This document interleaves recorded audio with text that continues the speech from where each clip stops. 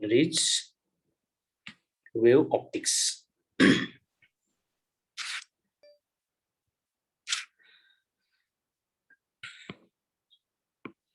सो discussion शुरू करते हैं अबाउट वेव ऑप्टिक्स। अब बेसिक कंसीडरेशन हमने पहले ही इंट्रोड्यूस किया था। जब अपन रे ऑप्टिक्स कंसीडर कर रहे थे तब हमने डिसाइड किया था कि light is travelling around straight line path, ये कंसीडर करके हम सारे पॉइंट्स, सारे फिनोमिनन, सारे एप्लीकेशंस पढ़ने वाले थे। उसी तरह से इस पार्ट को, मतलब ऑप्टिक्स का जो सेकंड पार्ट है, पढ़ने के लिए हम डिसाइड करेंगे कि लाइट का प्रोपागेशन का जो एक्चुअल नेचर है, वेव नेचर, उसको एज्यूम करके हम लाइट की यहाँ पे स्टडी करने वाले हैं। ठीक है, तो हम यहाँ पे डिसाइड करेंगे कि बेसिकली लाइट मतलब क्या होगा। लाइट मतलब होगा फॉर्म ऑफ एनर्जी। फिर से वही definition, form of energy by virtue of which, by virtue of which we get sensation of vision। मतलब हमें विजन का सेंस जिस एनर्जी से मिलता है वो एनर्जी मतलब लाइट है। ठीक है, तो इस तरह से हमें लाइट को अप्रोच करना है।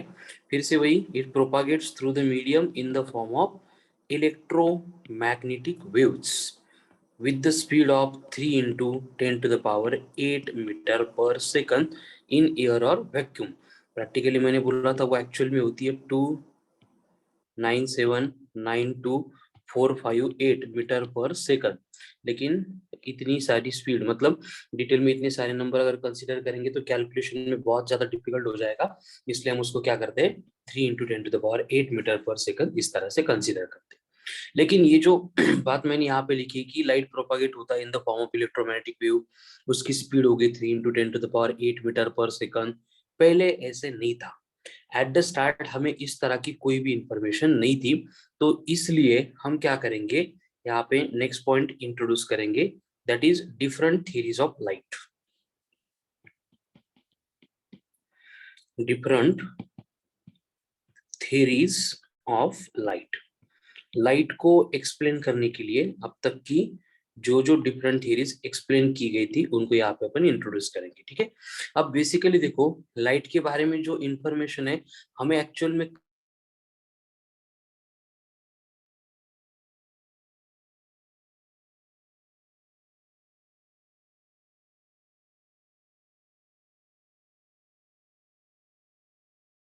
सर आवाज नहीं येते।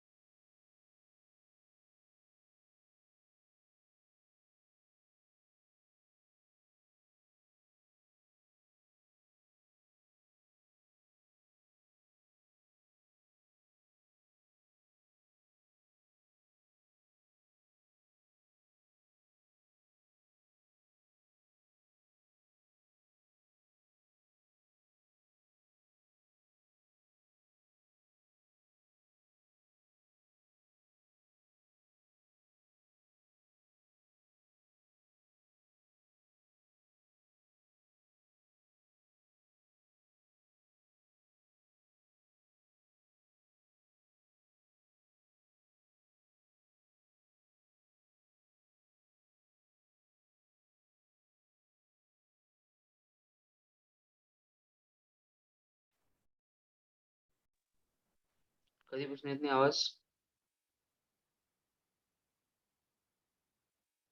Different theories of light. Different theories of लाईटच्या पुढचं काहीच नाही आलं का? Recording in progress.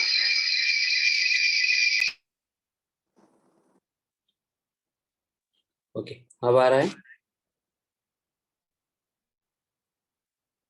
हो, ओके,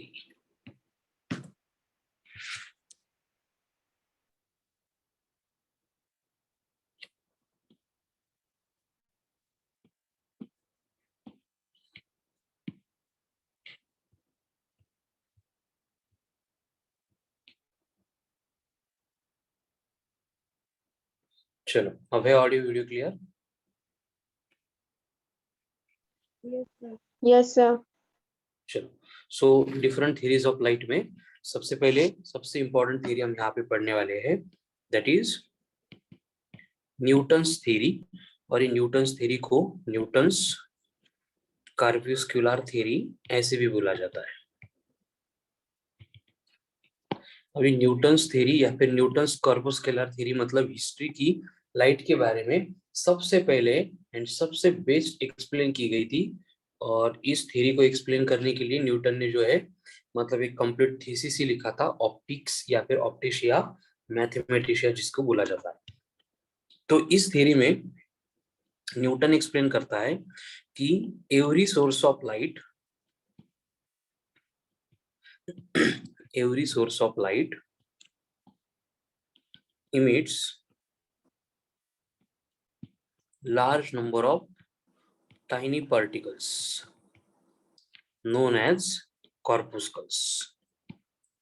ये न्यूटन की एक्चुअल थ्योरी थी, ठीक है, जिसमें न्यूटन एक्सप्लेन कर रहा है कि लाइट जो है इमिट होती है फ्रॉम द सोर्स। इसका मतलब वहां पे एकदम छोटे छोटे पार्टिकल्स होते हैं, जिन पार्टिकल्स को न्यूटन ने बोला था कॉर्पुस्कल्स, वो लाइट के सोर्स से इमिट होते हैं इन ऑल पॉसिबल डायरेक्शन। और आगे जाके न्यूटन बोलता है कि दिस कॉर्पुस्कल्स, ये जो कॉर्पुस्कल्स होते हैं, travels in straight line path.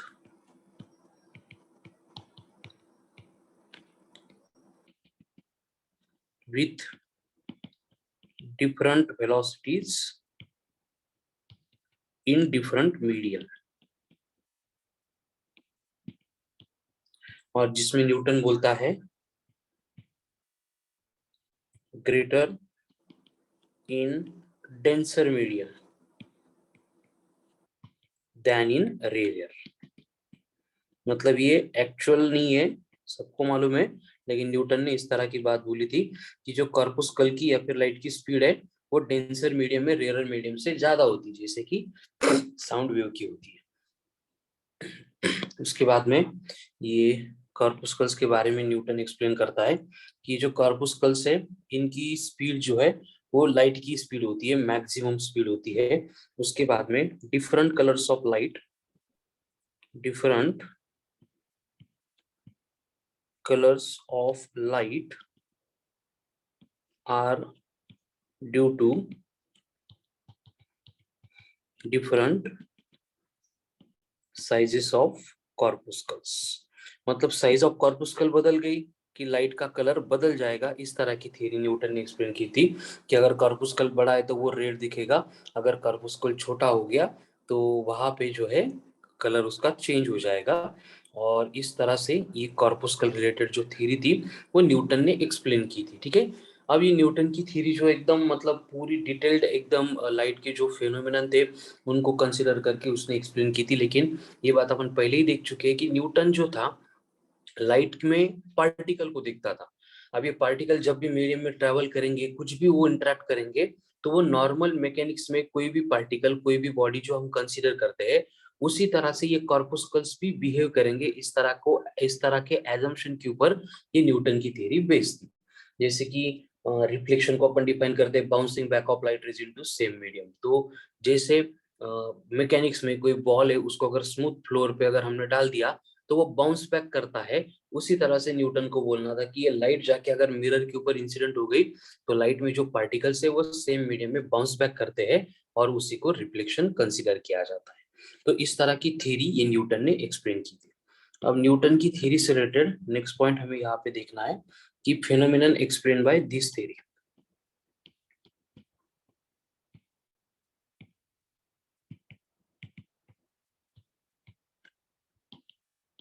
मतलब न्यूटन के थ्योरी के ऊपर से लाइट से रिलेटेड कौन से फेनोमेनन एक्सप्लेन कर सकते हैं।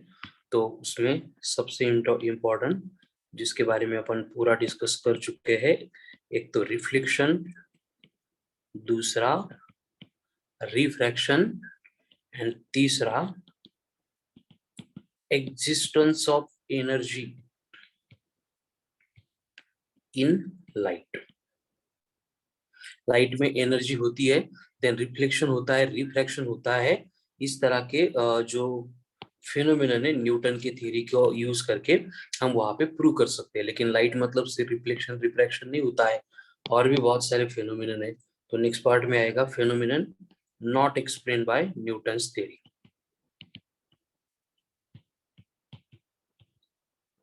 न्यूटन की थ्योरी के ऊपर से जिस फिनोमिनन को हम प्रूव नहीं कर सकते, जैसे कि सबसे इंपॉर्टेंट फिनोमिनन आएगा फ्रॉम द टॉपिक इंटरफेरेंस। उसके बाद आगे बढ़ेंगे तो डिफ्रैक्शन, देन आगे बढ़ेंगे तो रिफ्लेक्शन एंड रिफ्रैक्शन। इसको अपन partial reflection and partial refraction बोलते हैं। मतलब एक ही फिनोमिनन में रिफ्लेक्शन एंड रिफ्रैक्शन कैसे होगा। उसके बाद में टोटल इंटरनल रिफ्लेक्शन, TIR। उसके बाद में फोटो इलेक्ट्रिक इफेक्ट, चालू। देन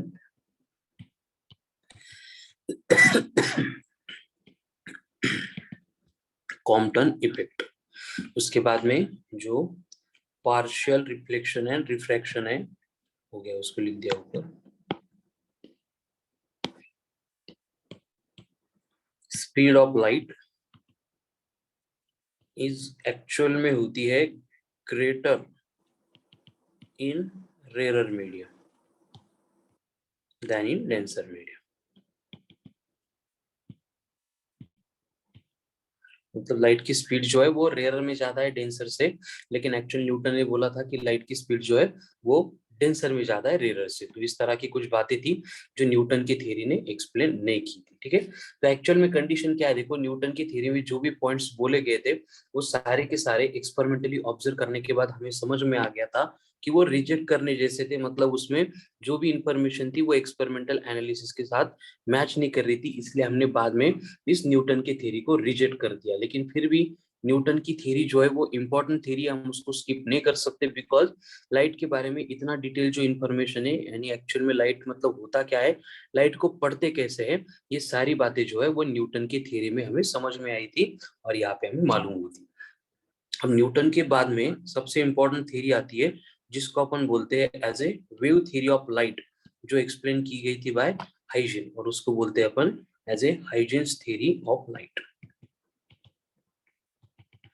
अब बेसिकली ये हाइजीन की जो थ्योरी ऑफ लाइट है, it is extremely important, and इसको एक्सप्लेन करते टाइम ये हाइजीन एक्सप्लेन करता है कि light is propagated in the medium और through the medium in the form of longitudinal wave. Light is propagating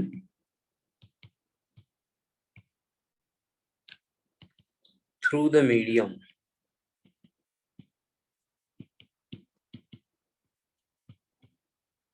in the form of longitudinal wave whose velocity is uniform in homogeneous medium। मतलब कि यहाँ पे देखो hygiene आता है और वो लाइट का पूरा डिफरेंट नेचर ही एक्सप्लेन करता है, जिसमें वो बोलता है कि लाइट जो है कभी भी पार्टिकल के फॉर्म में इमिट होता है नहीं होता है, इससे रिलेटेड उसने कुछ बोला ही नहीं था। उसने बोला कि लाइट जो इमिट होता है थ्रू द गिवन मीडियम, वो बेसिकली इमिट होता है इन द फॉर्म ऑफ कुछ particle, sorry in the form of wave, और जिसको बोला था लॉन्जिट्यूडनल वेव। बाद में हमने करेक्ट करके यहाँ पे एक्सपेरिमेंटली प्रूव किया था कि लाइट जो है वो प्रोपागेट होते हैं इन the form of transverse wave which is of nature that is electromagnetic। ये करेक्ट करके हमने यहाँ पे एक्सप्लेन किया है, तो इसको याद करो। एक्चुअल हाइजीन ने बोला था कि ये लॉन्जिट्यूडनल वेव है, लेकिन एक्सपेरिमेंटली हमने उसको रिप्लेस किया एज ए ट्रांसवर्स वेव। तो इस तरह की थ्योरी में होता क्या है, देखो कि एक प्रॉब्लम आ गया था कि ये जो लॉन्जिट्यूडनल वेव है ये टाइप ऑफ मैकेनिकल वेव है जिसको मीडियम से प्रोपागेट होने के लिए मटेरियल मीडियम की रिक्वायरमेंट लगती थी। लेकिन ये सन से लेके अर्थ तक कोई भी मीडियम वहां पे प्रेजेंट नहीं है, तो वहां से ये लॉन्जिट्यूडनल वेव प्रोपागेट कैसे होते हैं इस बारे में ये हाइजीन एक्सप्लेन करता है कि एक मीडियम है ल्यूमिनिफेरस ईथर बोल के, ये medium suppose to be exist everywhere in the space. ऐसे ये हाइजीन अपनी थ्योरी में एक्सप्लेन करता है कि ये मीडियम जो है ये suppose to be present everywhere in the space. मतलब जिसको अपन वैक्यूम बोल रहे हैं तो वो एक्चुअल में वैक्यूम नहीं है, वहां पे ये वाला मीडियम एग्जिस्ट है जिसमें से लाइट प्रोपागेट होते होते अर्थ के ऊपर आती है। और ये मीडियम कैसा है, सबसे पहले ये है ट्रांसपेरेंट, मतलब उसको अपन देख नहीं सकते। एंड उसके बाद में इस मीडियम की जो है डेंसिटी 0 है, मतलब इसको मेजर भी नहीं कर सकते। ऐसा मीडियम जो बस अकेला हाइजीन को एंड उसके साथ फ्रेस्नेल को वहां पे समझ में आ गया था, मालूम था। बाद में एक्सपेरिमेंटली हमने प्रूव किया कि इस तरह का कोई भी मीडियम वहां पे एग्जिस्ट नहीं करता है, ठीक है। इसलिए हमने ये लॉन्जिट्यूडनल को निकाल के वो इलेक्ट्रोमैग्नेटिक वेव के नेचर के ट्रांसवर्स वेव को इंट्रोड्यूस किया था। उसके बाद में हाइजीन अपने थ्योरी में एक्सप्लेन करता है कि जो लाइट के डिफरेंट कलर्स होते हैं, different colours of light are due to different wavelengths, जो हम आज भी एक्सेप्ट करते हैं। लाइट के जो डिफरेंट कलर्स होते हैं उसके पीछे रीजन है लाइट की जो वेवलेंथ है। लाइट में अगर पार्टिकल ही नहीं है तो पार्टिकल की साइज का वहां पे कुछ भी डिस्कशन नहीं होगा, ठीक है। तो इस तरह से ये हाइजीन की थ्योरी एक्सप्लेन की गई थी। एंड ये थोड़ी सी मतलब हम बोलेंगे कि मोस्ट इंपॉर्टेंट थ्योरी है, बिकॉज यहाँ पे इस थ्योरी में हमें सबसे पहले मालूम हुआ था कि लाइट का जो नेचर है वो पार्टिकल नहीं है, वेव है। अभी हाइजीन थ्योरी के बाद में लाइट से रिलेटेड इंफॉर्मेशन लेने के लिए हमें और भी थ्योरीज है जिसके बारे में देखना पड़ेगा। और वहां पे नेक्स्ट थ्योरी आती है that is Planck's quantum theory.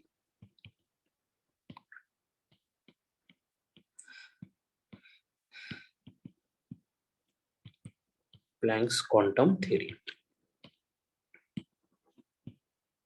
अब इस थ्योरी में मैक्स प्लैंक बोलता है कि लाइट कंसिस्ट ऑफ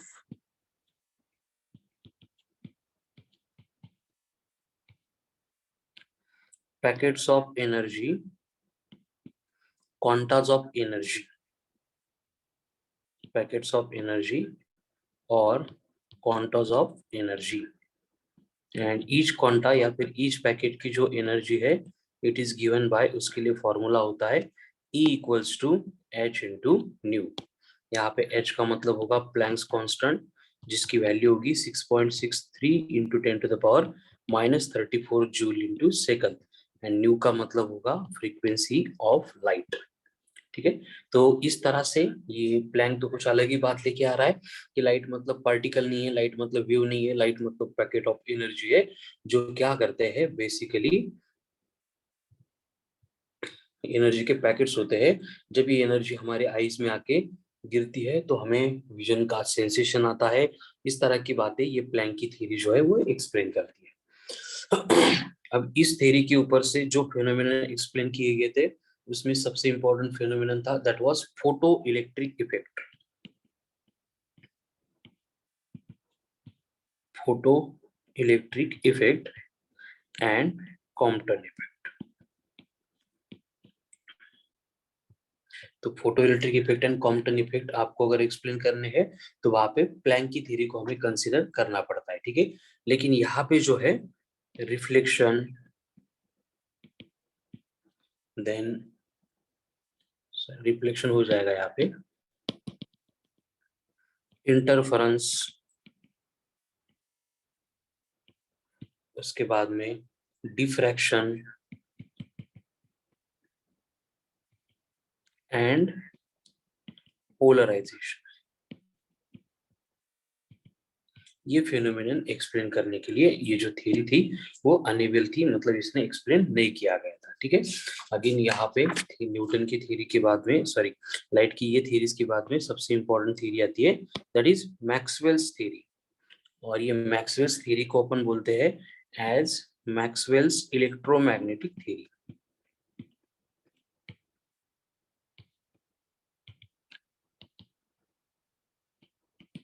और इस इलेक्ट्रोमैग्नेटिक थ्योरी में जेम्स क्लर्क मैक्सवेल एक्सप्लेन करता है कि लाइट जो है वो प्रोपागेट होता है through the given medium in the form of electromagnetic wave. Light is प्रोपागेटिंग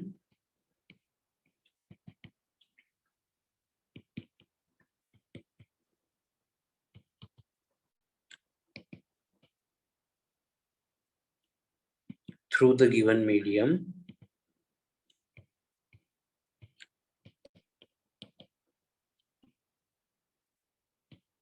in the form of electromagnetic waves. And electromagnetic waves के बारे में हमें मालूम है, इसको मीडियम में से मतलब प्रोपागेट होने के लिए कोई भी मटेरियल मीडियम रिक्वायर्ड नहीं होता है। एंड इसकी स्पीड जो है इट इज गिवन बाय होती है root of mu into epsilon. अगर एयर और वैक्यूम की बात चल रही है तो वही 1/√ऑफ mu not into epsilon not बनेगा। ठीक है, अब हमें म्यू नॉट की वैल्यू मालूम है। म्यू नॉट मतलब होता है 4 pi into 10⁻⁻7 weber per ampere metre. Epsilon not होता है 8.85 into 10⁻⁻12 coulomb square per newton metre का स्क्वायर। एंड इसकी वैल्यू अगर पुट करेंगे तो अप्रोक्सीमेटली हमें वही नंबर मिलता है कि light propagates through the given medium with speed of 3 into 10⁸ metre पर सेकंड। अभी न्यूटन की थ्योरी जो है बेसिकली ये वेव नेचर वाला ही एक्सप्लेन करती है। तो वेव रिलेटेड जितनी भी थ्योरीज है वो सारी की सारी थ्योरी यहाँ पे मैक्सवेल की थ्योरी ने एक्सप्लेन की थी। लेकिन जो पार्टिकल की थ्योरी है, मतलब यहाँ पे प्लैंक की थ्योरी में जो एक्सप्लेनेशन होता है वो थ्योरी को एक्सप्लेन करने के लिए ये न्यूटन सॉरी मैक्सवेल की जो थ्योरी थी वो अनेबल थी। इसका मतलब क्या हो रहा था, देखो लाइट की इतनी सारी थ्योरीज हमने यहाँ पे देखी है। तो कुछ थ्योरीज है जो एक्सप्लेन करती है कुछ फिनोमिनन को, रिमेनिंग थ्योरीज है वो एक्सप्लेन नहीं करती है। तो इस तरह से ये सारा जो लाइट का प्रॉब्लम हो रहा था उसको ओवरकम करने के लिए हम एक लेटेस्ट थ्योरी लेके आ गए हैं और जिसको बोला जाता है ड्यूअल नेचर ऑफ लाइट। और ये ड्यूअल नेचर ऑफ लाइट जो है इसके बारे में सबसे पहले आइडिया हमें दी थी बाय अल्बर्ट आइंस्टाइन। एंड उसके बाद में सेम थ्योरी को करेक्ट किया था बाय लुइस डी ब्रोगली। और इनका बोलना है कि light has a dual nature. Light has a dual nature. Light का जो नेचर है वो दो टाइप का है, जो while propagating through the medium medium में से प्रोपागेट होते टाइम ये क्या करता है, वेव की तरह बिहेव करता है। And whenever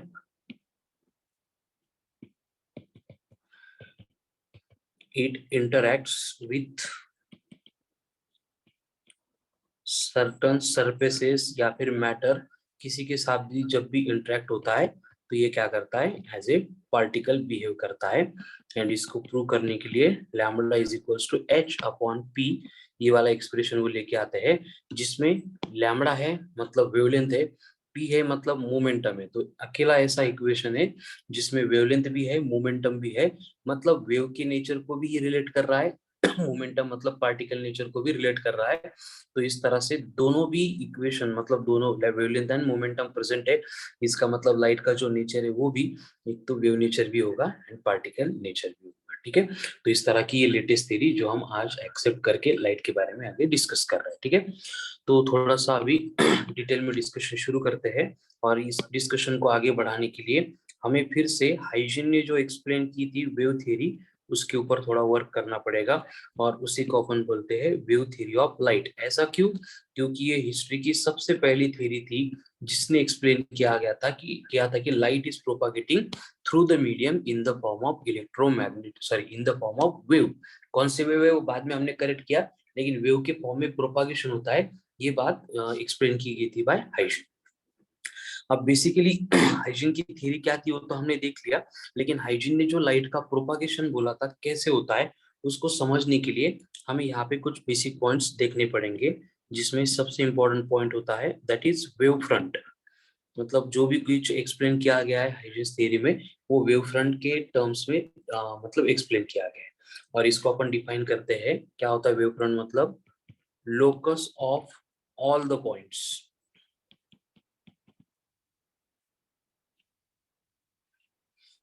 of medium vibrating in the same phase।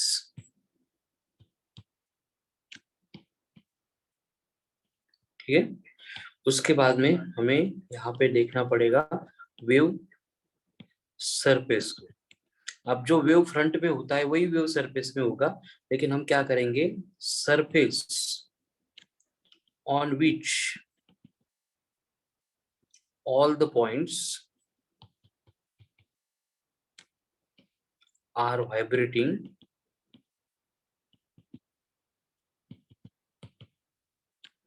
in the same phase। मतलब दोनों में डिफरेंस क्या है, देखो यहाँ पे लोकस मतलब पूरा सरफेस लिया, यहाँ पे सिर्फ सरफेस मतलब जितना का दिया था कंसीडर करना था बस उतना ही लिया।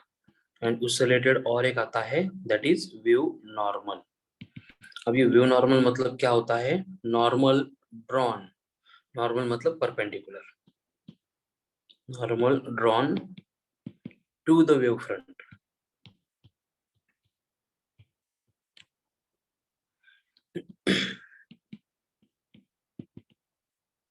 in the direction of propagation of light। मतलब वेव फ्रंट को अगर परपेंडिकुलर ड्रॉ करेंगे और वो परपेंडिकुलर लाइट के प्रोपागेशन के डायरेक्शन में अगर है तो उसको अपन वेव नॉर्मल कंसीडर करेंगे। ठीक है, यानी होता क्या है, देखो एकदम सिंपल सी बात है कि हमने लाइट का सोर्स रख दिया स्पेस में, ये लाइट का सोर्स है एस। अगर ये लाइट का सोर्स है तो इसका काम क्या है, मीडियम में हर एक डायरेक्शन में इस तरह से लाइट रे को इमिट करना। ठीक है, तो ये लाइट रे इस तरह से इमिट हो जाएंगी। अभी लाइट रे जो इमिट हो रहे हैं फ्रॉम द सोर्स, अगर हर तरफ मीडियम सेम है तो उसको अपन बोलेंगे होमोजेनियस मीडियम है। तो इस होमोजेनियस मीडियम में लाइट की जो स्पीड होती है वो कांस्टेंट होगी। अगर स्पीड कांस्टेंट होगी तो जो डिस्टेंस लाइट रे ट्रेवल करेगा in the given interval of time, वो सारे पार्टिकल के लिए क्या रहेगा, सेम रहेगा। और इस तरह से मैं एक सरफेस कंसीडर करूंगा। ठीक है, एक सरफेस मैंने यहाँ पे ड्रॉ किया है कि ये सारा सरफेस जो है, मतलब यहाँ सरफेस के ऊपर जो भी आने वाला लाइट है जो साइमल्टेनियसली आता है, तो ये सरफेस रिप्रेजेंट करेगा एज ए वेव सरफेस। यानी कि देखो क्या, कि जितना टाइम इसको ए के ऊपर आने के लिए लगा है उतना ही टाइम बी के ऊपर आने के लिए लगा है, उतना ही टाइम सी के ऊपर, उतना ही टाइम डी के ऊपर, उतना ही टाइम ई के ऊपर।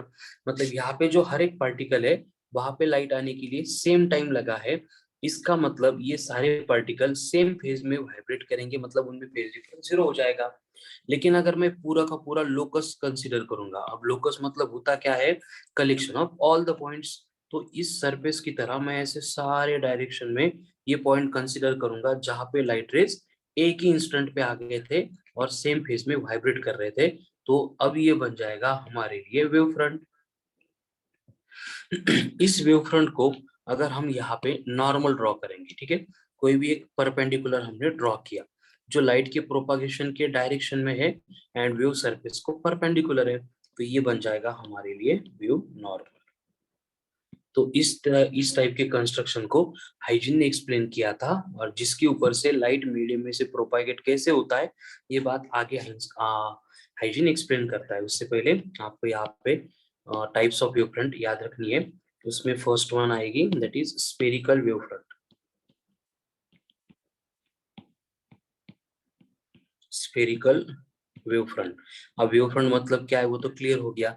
वो स्फीयर की शेप की कब होगी, जब आपको बोला जा रहा है कि लाइट का जो सोर्स है वो पॉइंट सोर्स है and placed at finite distance है, तो उसके सराउंडिंग में जो भी वेव फ्रंट प्रोड्यूस होगी वो स्फीयर की शेप में होगी, मतलब वो बन जाएगी स्फेरिकल वेव फ्रंट। उसके बाद में आती है प्लेन वेव फ्रंट। अभी प्लेन वेव फ्रंट मतलब क्या होगा कि जब लाइट का सोर्स है वो अगर प्लेस किया है एट वेरी लार्ज डिस्टेंस, फिर वो पॉइंट सोर्स है या फिर दूसरा कोई सोर्स है फर्क नहीं पड़ता है, source of light is placed at very large distance, जैसे कि सन है। उसके बाद में और एक वेव फ्रंट होती है जिसको अपन बोलते हैं as a cylindrical wave front, जिसमें क्या होता है कंडीशन कि जो सोर्स है वो अगर आपको स्लिट के फॉर्म में, मतलब सोर्स जो है अगर लाइन सोर्स है, लीनियर सोर्स है एट फाइनाइट डिस्टेंस, तो उस केस में जो वेवलेंथ फॉर्म होगी, सॉरी जो वेवफ्रंट फॉर्म होगी उसको बोला जाएगा सिलिंड्रिकल वेवफ्रंट। आगे जाके ये हाइजीन जो है वो एक्सप्लेन करता है कि ये जो लाइट है वो मीडियम से एक्चुअल में प्रोपागेट कैसे होती है, एंड ये एक्सप्लेन करने के लिए हमें आगे पढ़ने पड़ेंगे हाइजीन की थ्योरी के principles, principles of hygiene theory, या फिर इसको अपन सिंपली वेव थ्योरी ऐसे भी बोलते हैं। और यहाँ पे हाइजीन जो है एकदम सिंपल सिंपल बातें एक्सप्लेन करता है, जो एक्सप्लेन कर रहा है कि every point on the wavefront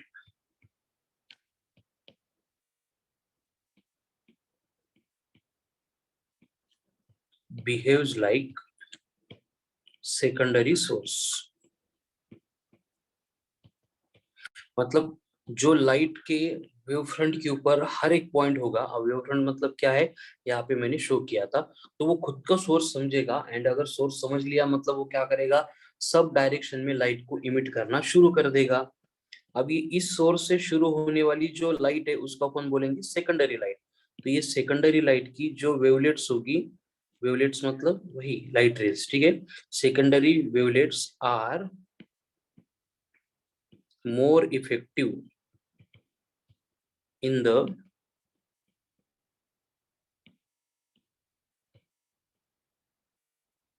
forward direction only, मतलब सामने वाले फॉरवर्ड डायरेक्शन में ही इफेक्टिव होते हैं, बैकवर्ड लाइट जो है उनकी इंटेंसिटी इतनी कम होती है कि उसको अपन कंसीडर ही नहीं कर सकते, ठीक है। एंड लास्ट में tangential surface drawn at any instant gives the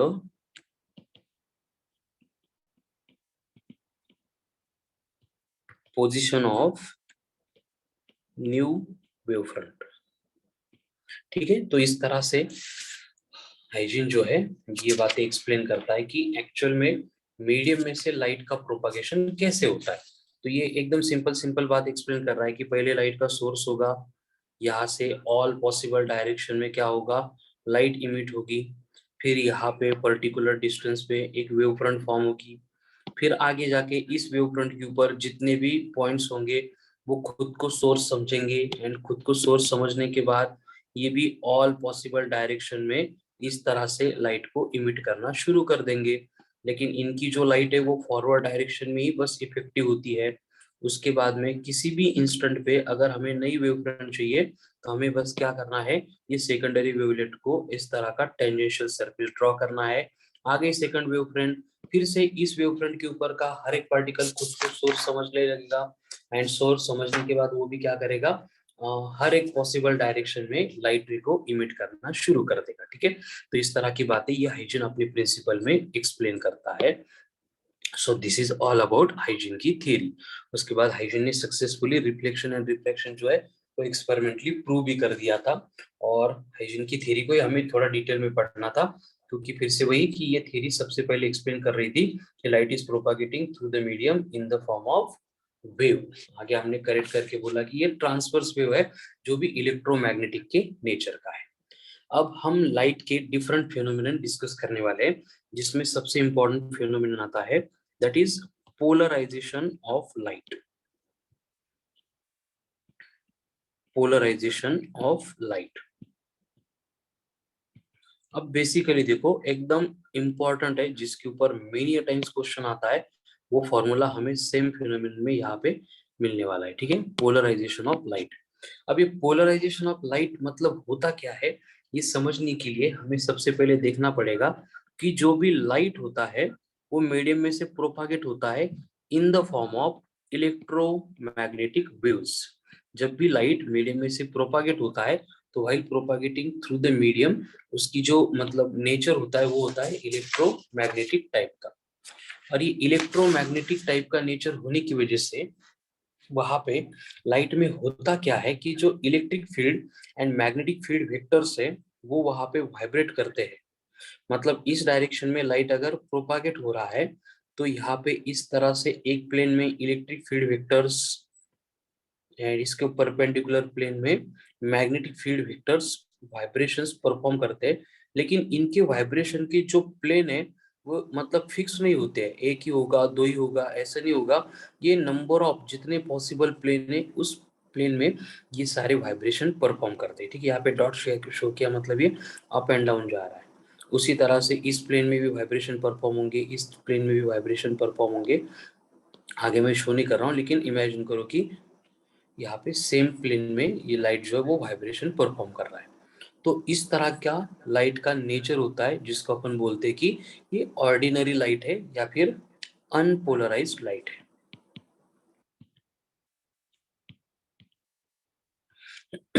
ordinary light है या फिर अनपोलराइज्ड लाइट है। तो बेसिकली हम करते क्या है, देखो इस लाइट के पाथ में एक पोलराइजर या फिर एक एनालाइजर प्लेस करते हैं। मतलब इस तरह का ट्रांसपेरेंट मटेरियल का एक क्रिस्टल होता है जिसको अपन बोलते हैं एज ए पोलराइजर। अभी पोलराइजर है या फिर इसको अपन पोलरॉइड ऐसे भी बोलेंगे।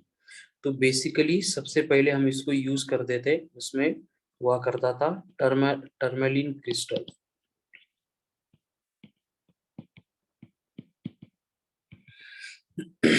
अभी टर्मेलिन क्रिस्टल जो है इसमें क्या होता था कि लाइट को हम जब भी पास करेंगे ये ऑप्टिक एक्सिस के पैरेलल में जो वाइब्रेशंस वाले प्लेन है वही पास हुआ करते थे। उसके बाद में हमने यूज किया था निकोल प्रिज्म को।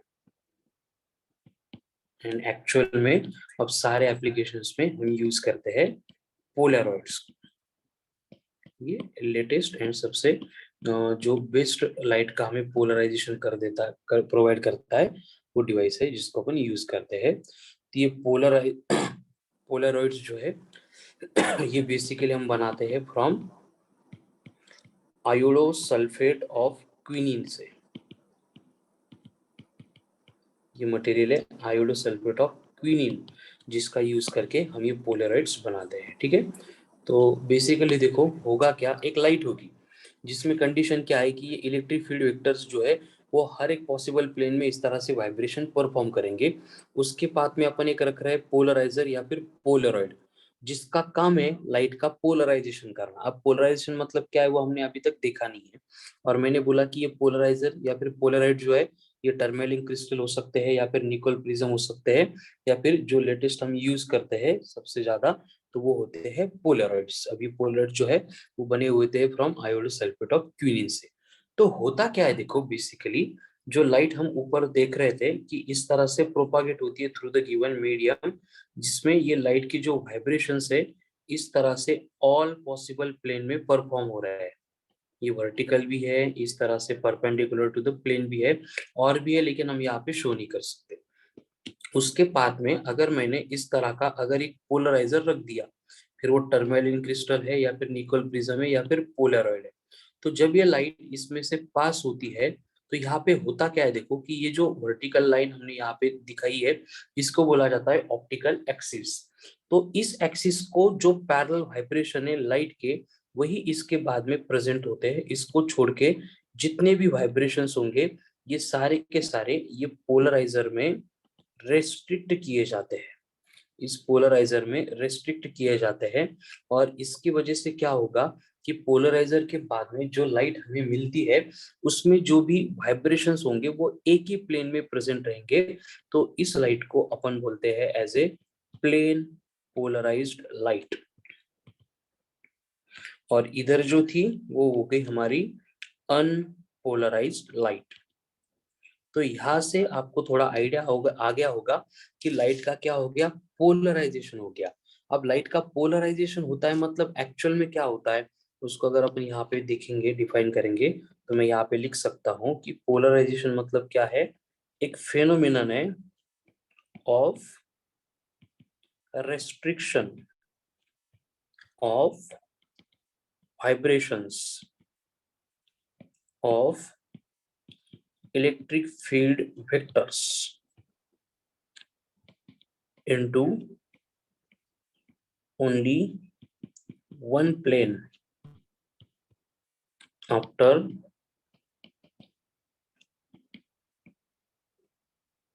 passing through polarizer। मतलब कि हुआ क्या, देखो हमने यहाँ पे रेस्ट्रिक्ट किया किसको, प्लेन ऑफ वाइब्रेशन किसका, इलेक्ट्रिक फील्ड वेक्टर्स का एक ही प्लेन में।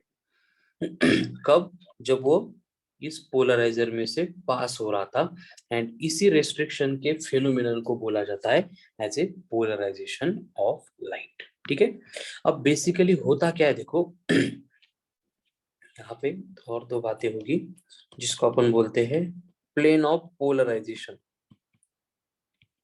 मतलब जिस प्लेन को हमने पोलराइज किया है, रेस्ट्रिक्ट किया है, वो बनता है प्लेन ऑफ पोलराइजेशन। एंड उसके बाद में जिस प्लेन में लाइट को अपन वाइब्रेट करने के लिए अलाउ कर रहे हैं वो बनेगा प्लेन ऑफ वाइब्रेशन। यानी कि देखो ये बनता है प्लेन ऑफ वाइब्रेशन जिसमें वाइब्रेशंस ऑफ लाइट प्रेजेंट है। अगर इसको परपेंडिकुलर इस तरह का प्लेन जो एग्जिस्ट नहीं कर रहा है लेकिन पोलराइजर से पहले जहाँ पे वाइब्रेशंस प्रेजेंट है, तो इसको बोला जाएगा as a P of P, plane of polarisation. जिसमें प्रेजेंट है वो बनेंगे पी ऑफ वी, मतलब प्लेन ऑफ वाइब्रेशन। तो इस तरह से ये नोमेनक्लेचर हम यहाँ पे यूज करते हैं। अब बेसिकली होता क्या है, देखो जब भी अपन लाइट का पोलराइजेशन करते हैं तो वहां पे एक पोलराइजर होता है और उसके बाद में जो लाइट पास हो रही है, तो मतलब इस तरह का नेचर होता है। ये लाइट जा रही है, यहाँ पे ये लाइट की वाइब्रेशंस प्रेजेंट है। हम इसको दो प्लेन में वाइब्रेशन कंसिडर कर रहे हैं। तो इसके पाथ में अगर हमने एक पोलराइजर अगर प्लेस कर दिया, तो ये पोलराइजर के बियॉन्ड जो लाइट निकलती है इसमें वाइब्रेशंस प्रेजेंट होते हैं इनटू सिंगल प्लेन। लेकिन कभी कभी क्या होता है कि ये हमें एक्सपेक्टेड होता है कि पूरी की पूरी जो लाइट है इसमें 100% एक ही प्लेन में वाइब्रेशंस प्रेजेंट होनी चाहिए, लेकिन वैसा होता नहीं है। इसलिए हम क्या करते हैं, इसके आगे और एक सेम क्रिस्टल सेम पोलराइजर रख देते हैं, और इसका काम होता है कि जो बचे कुछ एक आधे वाइब्रेशन इस प्लेन में अगर प्रेजेंट है तो उसको रेस्ट्रिक्ट करना, और यहाँ पे फिर हमें जो लाइट मिलती है वो एग्जैक्टली प्लेन पोलराइज्ड लाइट होती है। तो इसको बोला जाता है एज ए पोलराइजर, और ये बनता है एनालाइजर। ठीक है, तो यहाँ पे जो लाइट बन गई वो बनेगी परफेक्टली पोलराइज्ड लाइट, एंड यहाँ पे जो लाइट थी वो बनेगी अनपोलराइज्ड लाइट। तो इस तरह से जो सबसे इंपॉर्टेंट पॉइंट है अबव एक्सप्रेशन में, उससे रिलेटेड एक साइंटिस्ट था मालुज, और उसने क्या किया था, एक्सप्लेन किया था रिलेशन, जिसके ऊपर मेनी टाइम्स क्वेश्चन आता है कि अगर यहाँ पे इंसिडेंट होने वाली लाइट की इंटेंसिटी आई नॉट है, तो उस केस में यहाँ पे जो इंटेंसिटी पोलराइजर के बाद में हमें मिलती है वो होती है I1, एंड यहाँ पे एनालाइजर के बाद में जो इंटेंसिटी हमें मिलती है वो होती है I2। तो यहाँ पे जो इंटेंसिटी होती है आफ्टर एनालाइजर वो कंपल्सरी होती है I2 is equals to I1 cos square theta, where theta का मतलब होता है angle between polariser and analyser. ये जो पोलराइजर एंड एनालाइजर है इनके बिटवीन का एंगल कितना है, मतलब वो अगर एक दूसरे को पैरेलल होंगे तो थीटा 0 होगा, मतलब I2 I1 सेम रहेंगे। लेकिन अगर उनके बिटवीन का जो एंगुलर सेपरेशन है वो अगर हम चेंज करते जाएंगे तो वहां पे क्या होगा, बेसिकली जो इंटेंसिटी है लाइट की वो चेंज होगी, मतलब वो डिक्रीज होगी। और ये जो I1 होता है वो होता है I0/2। मतलब जब भी लाइट का पोलराइजेशन होता है तो इसकी इंटेंसिटी कंपलसरी हाफ बनती है। तो सेम रिलेशन को अपन ऐसे भी लिख सकते हैं, I2 is equals to I0/2 into cos square theta. बस आपको ध्यान से देखना पड़ेगा कि आपको लाइट की कौन सी इंटेंसिटी गिवन है। अगर आपको बोला है कि इंसिडेंट लाइट की इंटेंसिटी है तो हम उसको I0 लेंगे। इंटेंसिटी आफ्टर पोलराइजर बोला है तो उसको अपन I1 लेंगे। इंटेंसिटी आफ्टर एनालाइजर बोला है तो हम उसको I2 लेंगे। ठीक है, तो ये इस तरह से पोलराइजेशन का फिनोमिनन होता है। एंड सेम फिनोमिनन एक्सप्लेन करने के लिए और एक नेक्स्ट पॉइंट आता है, दैट इज ब्रूस्टर्स लॉ। ये दोनों भी पॉइंट है जिनके ऊपर मेनी टाइम्स क्वेश्चन आ चुके हैं। तो सेम पार्ट से रिलेटेड ब्रूस्टर ने बोला था कि जो पोलराइजेशन होता है is possible with partial reflection and refraction also. मतलब कि अलग ही कंसेप्ट एक ब्रूस्टर लेके आ गया जिसकी बेसिक आइडिया अगेन मालूम नहीं एक्सप्लेन की थी, मालूम नहीं कि ये जो लाइट का पोलराइजेशन अपन ऊपर देख रहे हैं जिसमें हमें पोलराइजर लगते हैं, एनालाइजर लगते हैं, हर बार वही रिक्वायरमेंट नहीं होती है। कभी कभी क्या होता है कि अगर हम लाइट को एक ट्रांसपेरेंट सरफेस के ऊपर अगर इंसिडेंट कराएंगे तो पार्ट ऑफ द लाइट जो है वो मीडियम में रिफ्लेक्ट बैक होता है एंड कुछ रिमेनिंग पार्ट बचता है जो मीडियम में से रिफ्लेक्ट होके इस तरह से ट्रेवल करता है। तो अगर यहाँ पे एक कंडीशन होती है कि in case of partial reflection and refraction,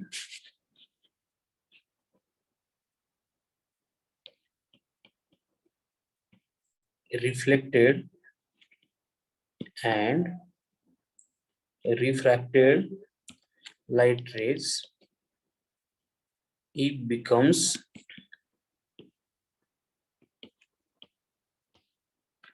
perpendicular to each other, then reflected light is plane polarized light। देखो मतलब कि अगर इस तरह से लाइट इंसिडेंट हो रही है जिसमें पार्ट ऑफ लाइट रिफ्लेक्ट हो रहा है, पार्ट ऑफ लाइट रिफ्रैक्ट हो रहा है, तो इस पर्टिकुलर सिचुएशन में जो है वो जो रिफ्लेक्टेड लाइट होती है वो बनती है प्लेन पोलराइज्ड लाइट। मतलब polarization by reflection also possible होता है, ये बात यहाँ पे ब्रूस्टर ने बोली थी। तो इस केस में जो एंगल ऑफ इंसिडेंस होता है इसको बोला जाता है आईपी यानी पोलराइजिंग एंगल।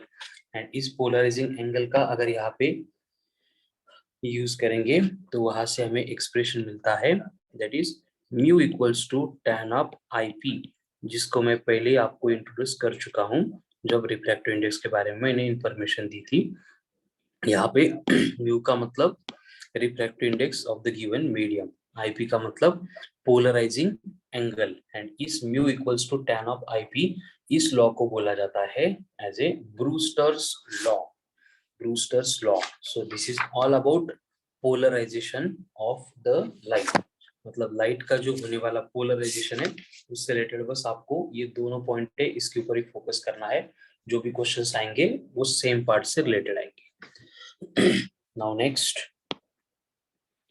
वे ऑप्टिक्स का सबसे important point, that is interference of light.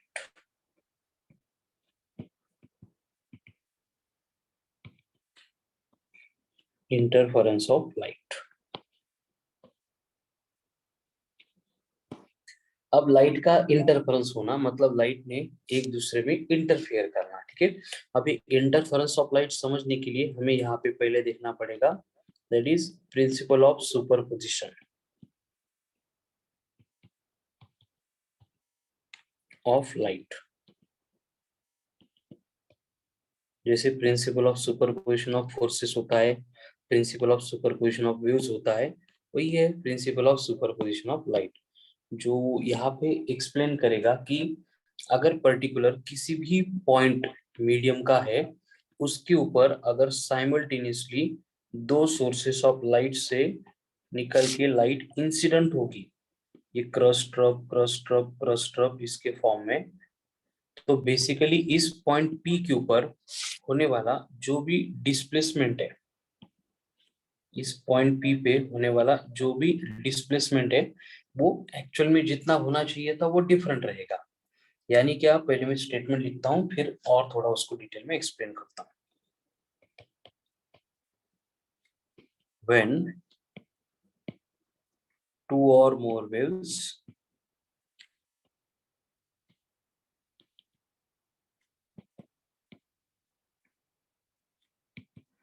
traveling through the medium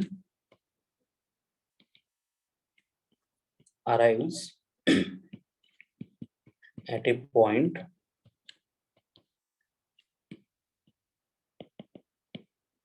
of the medium simultaneously, then each wave will produce its own displacement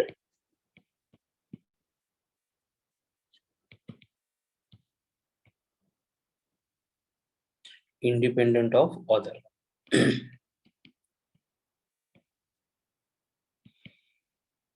Then the resultant displacement of the given point is given by vector sum of individual displacement produced by each wave if it was present alone. एकदम छोटा सा principal of superposition है जो simply explain कर रहा है कि actual में मीडियम के किसी भी एक पॉइंट के ऊपर अगर टू और मोर वेव्स साइमल्टेनियसली आ गए तो पार्टिकल का क्या होगा। अब हम वेव सेक्शन में ये पढ़ चुके हैं कि जब भी वेव मीडियम में से प्रोपागेट होता है तो अगर वो ट्रांसवर्स वेव है तो वहां पे क्या करता है, क्रस्ट एंड ट्रफ फॉर्म करता है। तो क्रस्ट एंड ट्रफ में मतलब क्या होगा, देखो कि एक वेव का क्रस्ट आ गया तो वो पार्टिकल को उठा के अपवर्ड डिस्प्लेस करेगा, अगर वहां पे ट्रप आ गया तो पार्टिकल को उठा के डाउनवर्ड डिस्प्लेस करेगा। लेकिन ये प्रिंसिपल ऑफ सुपरपोजिशन एक्सप्लेन कर रहा है कि पहले वेव का क्रस्ट था, उसके ऊपर दूसरे वेव का भी क्रस्ट आ गया, तो ये पार्टिकल को क्या करेगा, सेम ही डायरेक्शन में डिस्प्लेस करेगा।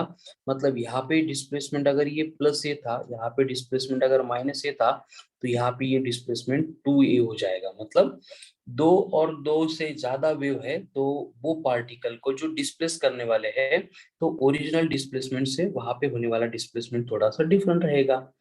उसी तरह से अगर पहले का क्रस्ट है दूसरे का भी, सॉरी पहले का ट्रप है दूसरे का भी ट्रप वहां पे इंसिडेंट हो गया, तो उस केस में क्या होगा, पार्टिकल का डिस्प्लेसमेंट यहाँ से पार्टिकल डाउनवर्ड जाएगा, यहाँ से पार्टिकल अगेन डाउनवर्ड जाएगा, मतलब ये -2a बनेगा।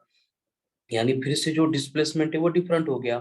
अगर पहले का क्रस्ट है एंड दूसरे का ट्रप आ गया तो पार्टिकल का डिस्प्लेसमेंट ऊपर का प्लस है नीचे का माइनस है, मतलब रिजल्टेंट डिस्प्लेसमेंट 0 बन जाएगा।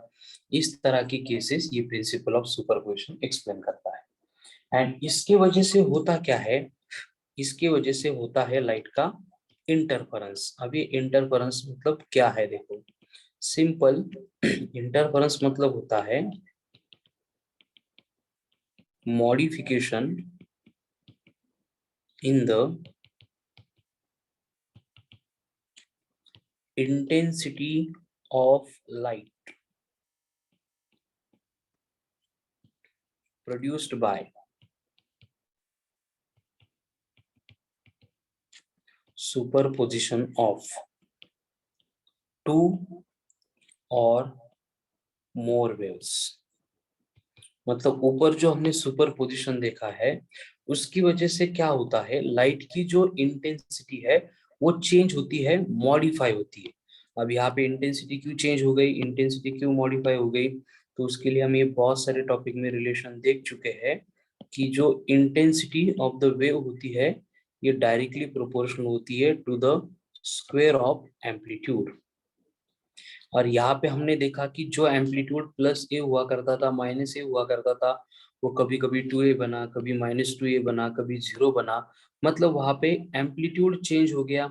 एम्पलीट्यूड चेंज हो गया मतलब एम्पलीट्यूड के चेंज होने से वहां पे इंटेंसिटी भी चेंज होगी, एंड ये इंटेंसिटी के चेंज होने के फिनोमिनन को हम बोलते हैं इंटेंसिटी। अब बेसिकली क्या होता है, देखो ये इंटेंसिटी दो टाइप से चेंज होती है, कभी कभी ये इंक्रीज होती है, कभी कभी ये डिक्रीज होती है। तो उसके अकॉर्डिंग यहाँ पे इंटरफेरेंस के भी दो टाइप आते हैं, एक होता है कंस्ट्रक्टिव इंटरफेरेंस। अब ये कंस्ट्रक्टिव इंटरफेरेंस मतलब क्या होगा, जो ऊपर में हमने इस पॉइंट पे देखा था, एक तो +2 है नहीं तो -2 है, इस तरह से मैक्सिमम एम्पलीट्यूड जब मिलेगा ये कब पॉसिबल है, जब क्रस्ट के ऊपर क्रस्ट या फिर ट्रप के ऊपर ट्रप अगर इंसिडेंट हो गया तो उस केस में जो एम्पलीट्यूड है it will become maximum. Amplitude maximum हो गया मतलब लाइट की जो इंटेंसिटी रहेगी that will be the maximum. अब एम्पलीट्यूड मैक्सिमम है, इंटेंसिटी मैक्सिमम है, तो उस टाइप के इंटरफेरेंस को बोला जाएगा कंस्ट्रक्टिव इंटरफेरेंस। एंड इसको आइडेंटिफाई करने के लिए कंडीशन होती है कि जो पाथ डिफरेंस है that must be equals to even multiples of lambda by 2n times of lambda by 2। इतना अगर पाथ डिफरेंस है तो वहां पे कंस्ट्रक्टिव इंटरफेरेंस होगा। एंड वहां पे जो फेज डिफरेंस होता है वो फेज डिफरेंस चाहिए again even multiples of pi.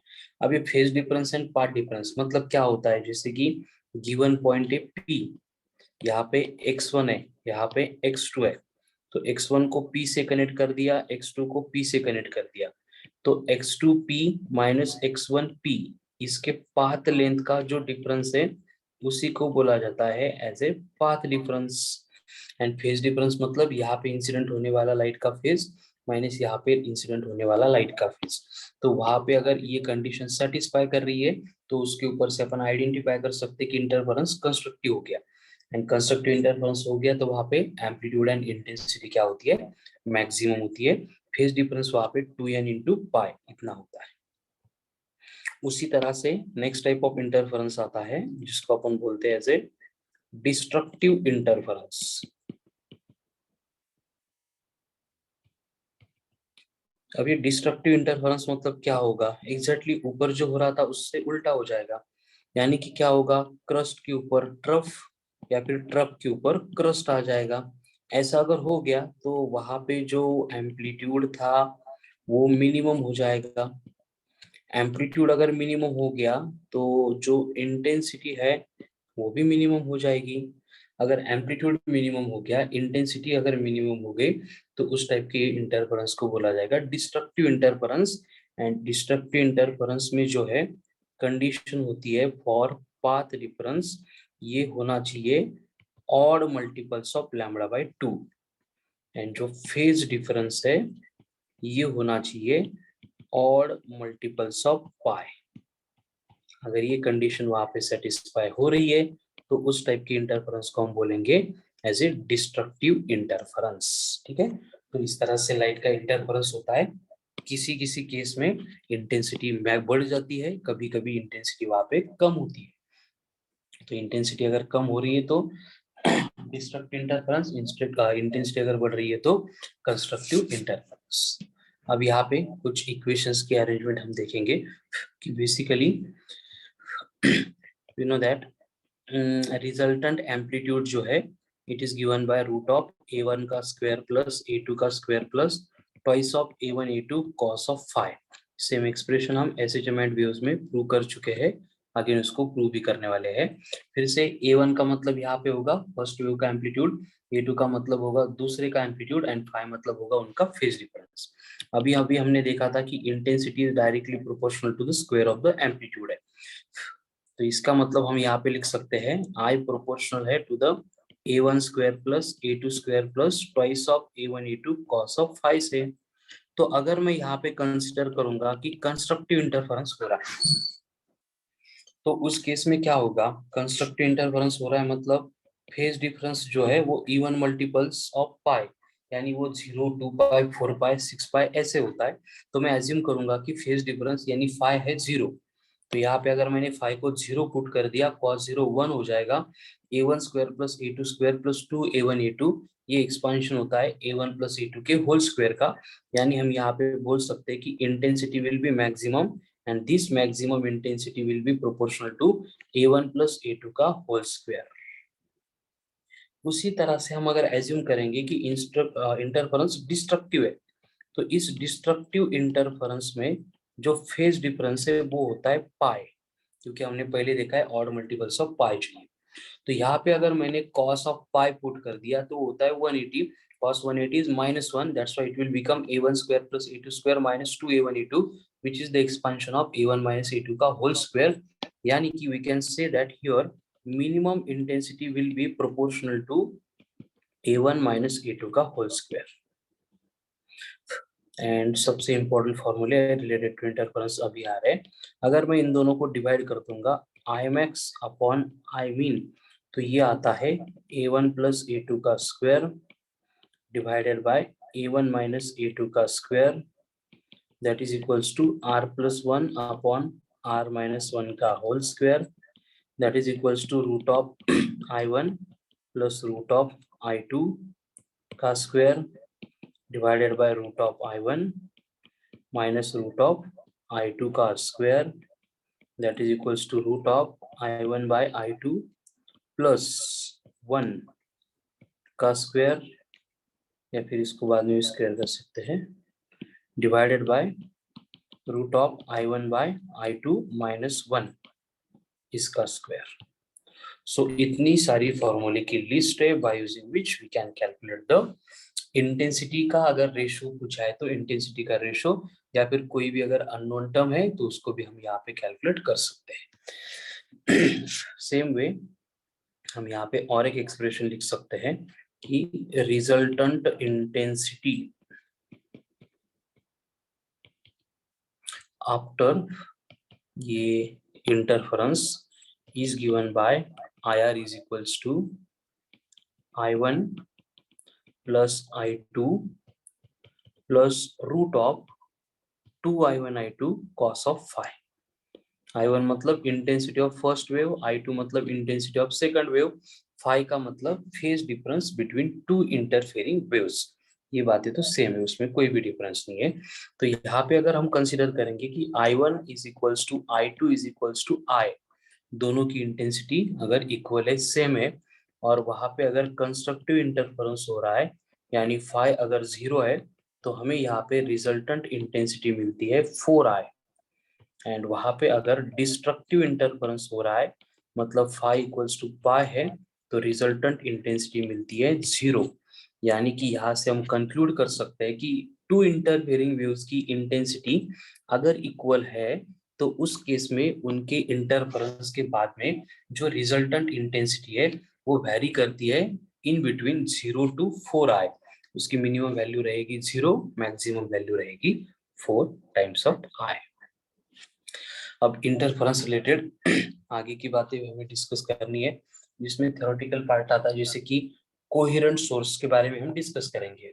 Source को कोहेरेंट कब बोलेंगे, जब वहां से इमिट होने वाली जो लाइट है उसकी फ्रीक्वेंसी और वेवलेंथ जो है वो सेम रहेगी, एक बार इमिट जो हो रही है फिर वो वेरी नहीं होगी, तो उस टाइप के सोर्स ऑफ लाइट को बोला जाता है as a coherent source of light. And अगर इस तरह से फ्रीक्वेंसी अगर मेंटेन नहीं हो रही है तो उसको बोला जाता है non coherent source of light. तो बेसिकली हमें जब भी यहाँ पे इंटरफेरेंस देखना होता है, स्क्रीन पे इंटरफेरेंस अगर क्लियरली देखना है तो वहां पे हमें कुछ कंडीशन सेटिस्फाई करनी पड़ती है, जैसे कि conditions to observe study interference pattern. Screen के ऊपर अगर हमें इंटरफेरेंस पैटर्न देखना है तो उसके लिए कुछ कंडीशंस है जिनको अपन सेटिस्फाई करते हैं, जैसे कि sources of light must be coherent. अभी कोहेरेंट के बारे में मैंने अभी बोला कि जो लाइट इमिट होगी उसकी वेवलेंथ एंड फ्रीक्वेंसी सेम चाहिए। सोर्सेस कोहेरेंट होने के बाद यहाँ पे जो है separation between two sources, separation between two sources must be small. दो सोर्सेस के बिटवीन का सेपरेशन जितना छोटा पॉसिबल है उतना स्मॉल होना चाहिए।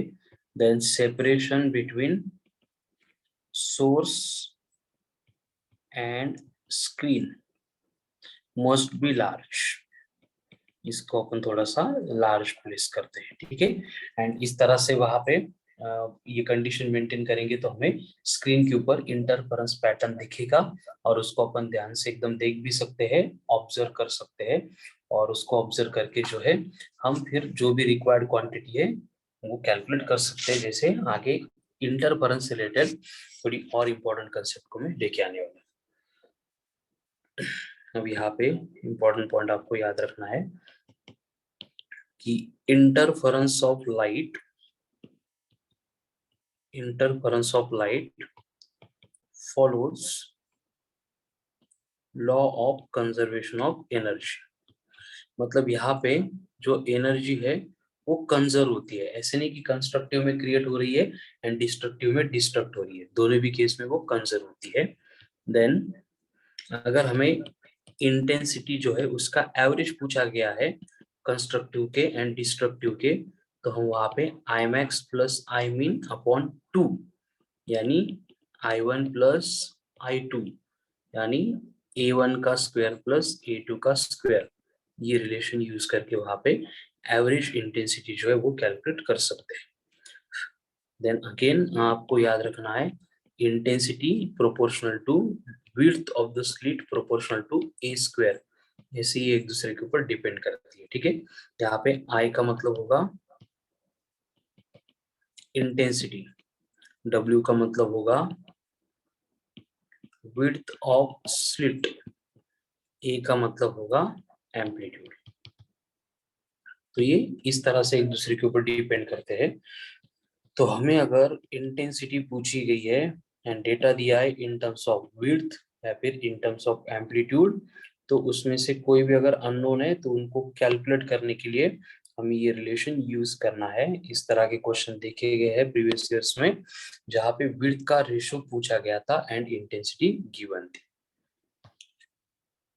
देन जो इंटरफेरेंस हम स्क्रीन पे देखेंगे उसकी जो विजिबिलिटी होती है उसको बोला जाता है फ्रिंज विजिबिलिटी।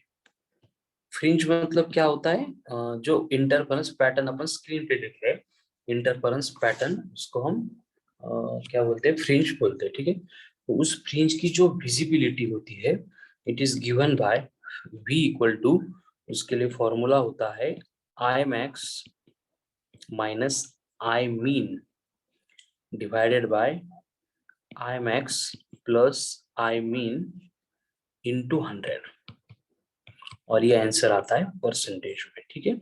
अब आई मैक्स मतलब वही कंस्ट्रक्टिव इंटरफेरेंस में जो इंटेंसिटी मिली है, आई मीन मतलब डिस्ट्रक्टिव इंटरफेरेंस में जो इंटेंसिटी मिली है, ठीक है। तो यहाँ पे आई max minus I mean upon I max plus I min into 100 करेंगे तो वहां पे हमें फ्रिंज विजिबिलिटी कितनी होगी वो समझ में आता है। तो यहाँ पे कंडीशन है कि अगर मिनिमम इंटेंसिटी 0 है तो वहां पे फ्रिंज विजिबिलिटी जो है हमें मैक्सिमम मिलती है। तो इस तरह की ये कंडीशन सेटिस्फाई करेंगे तो हम स्क्रीन के ऊपर जो है इंटरफेरेंस पैटर्न को देख सकते हैं, ऑब्जर्व कर सकते हैं।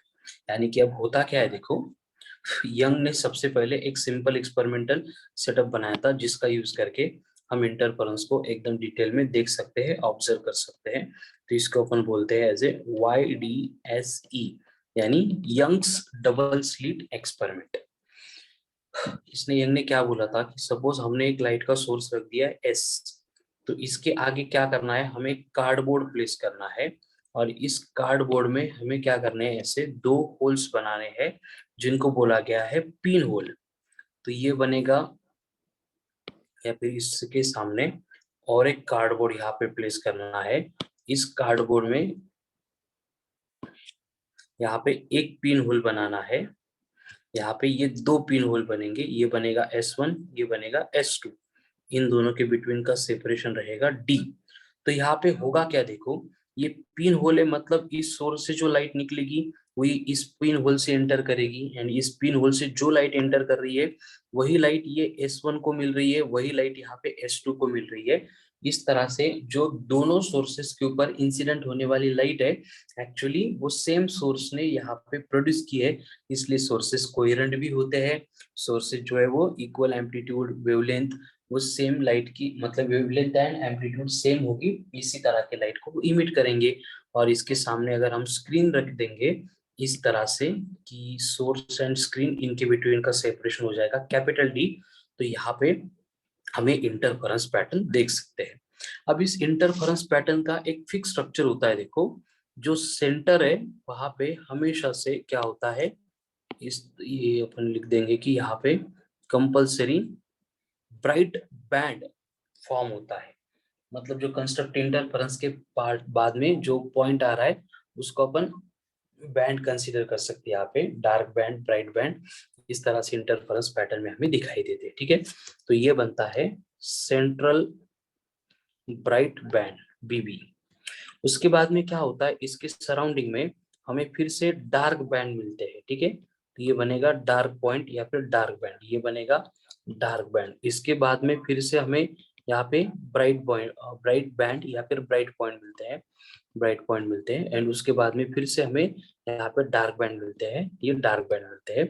और इस तरह का इंटरफेरेंस पैटर्न या फिर फ्रिंज पैटर्न हमें दिखाई देता है स्क्रीन के ऊपर, एंड इस तरह के पैटर्न को ही हम कंसीडर करते हैं as a interference pattern, interference pattern.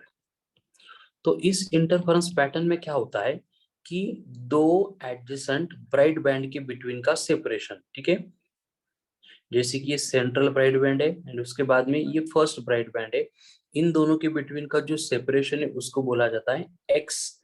And ये एक्स का मतलब यहाँ पे होता है बैंड विड्थ, और इसी को बोला जाता है एज ए फ्रिंज विड्थ, जिससे रिलेटेड हर बार एग्जाम में क्वेश्चन कंपलसरी होता है, मैंडेटरी होता है। ठीक है, तो ये बैंड विड्थ और फ्रिंज विड्थ मतलब क्या होता है, ये होता है separation between two adjacent dark और ब्राइट बैंड्स और फ्रिंजेस। ठीक है, it is denoted by x, it is given by lambda into capital D upon small d, इसका फॉर्मूला होता है। लैम्बडा का मतलब हो गया वेवलेंथ, कैपिटल डी का मतलब हो गया separation between source and screen, small D का मतलब हो गया separation between two sources of light. ठीक है, तो ये सबसे इंपॉर्टेंट फॉर्मूला है वे ऑप्टिक्स से रिलेटेड, एक क्वेश्चन कंपलसरी से रिलेटेड आता ही आता है। ठीक है, x equals to lambda capital D upon small D, by using this expression हम जो है बैंड विड्थ कैलकुलेट कर सकते हैं। अब यहाँ पे आपको याद रखना है सेपरेशन बिटवीन दो डार्क बैंड बोला है या फिर दो ब्राइट बैंड बोला है, ये चेंज नहीं होगा, it will remain same, and it is given by x equals to lambda capital D upon small D only. ठीक है, अब क्वेश्चन सॉल्व करने के लिए कुछ इंपॉर्टेंट पॉइंट आते हैं इससे रिलेटेड। अगर आपको data in terms of angle दिया है तो उसको बोला जाता है as a angular fringe width, and ये जो एंगुलर फ्रिंज विड्थ है इसको अपन बोलते हैं एज ए अल्फा, एंड ये अल्फा इज इक्वल्स टू होता है बीटा अपॉन कैपिटल डी। अभी बीटा का मतलब x ही होता है, इस x को बीटा से भी डिनोट करते हैं, तो यहाँ पे अल्फा इज इक्वल्स टू बनेगा लैम्बडा अपॉन डी। मतलब अगर हमें एंगुलर फ्रिंज विड्थ दी है या फिर पूछी गई है तो इसका मतलब होगा लैम्बडा बाय टी, इससे रिलेटेड डिस्कशन चल रहा है। ठीक है, अब यहाँ पे ये होता क्या है, देखो बेसिकली जैसे कि ये ब्राइट बैंड था, ये ब्राइट बैंड था, ये लाइट का सोर्स है, तो ये निकलेगा लाइट यहाँ से, ये निकलेगा लाइट यहाँ से, तो यहाँ पे जो एंगल बनता है अल्फा, तो इसको अपन बोलते हैं as a angular fringe width. And linear पूछा है तो यहाँ पे हमने शो ही किया स्क्रीन पे, ठीक है। तो ये रिलेशन है इन दोनों के between, beta is equals to lambda capital D upon small D and alpha equals to beta by D, यानी simply lambda upon small D. Then next, distance of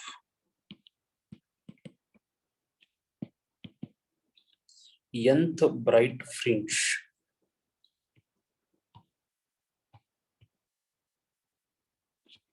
from central bright fringe, यानी कि वही पे देखो ये central bright band है, और इससे कोई भी अगर आपको बोला है कि जो 10 नंबर की है, 5 नंबर की है, 7 नंबर की, मतलब nth नंबर की है, तो उसका डिस्टेंस होता है n into lambda capital D upon small D, यानी n into beta. Bye using this expression हम उस ब्राइट बैंड का जो डिस्टेंस है वो कैलकुलेट कर सकते हैं। या फिर क्वेश्चन में आपको इस तरह का डेटा देते हैं कि 10th bright band occurs eight A distance of 5 centimetre या फिर 5 मिलीमीटर, तो उसके ऊपर से हम दो ब्राइट बैंड के बिटवीन का जो सेपरेशन है वो कैलकुलेट कर सकते हैं, ठीक है। Next,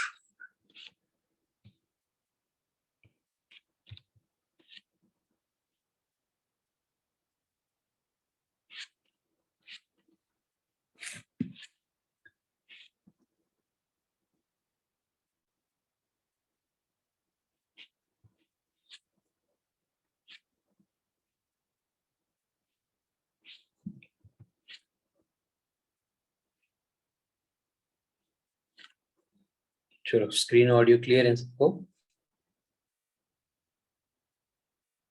yes sir. Yes. Okay, तो नेक्स्ट पार्ट आता है जिसमें हमें देखना है डिस्टेंस बिटवीन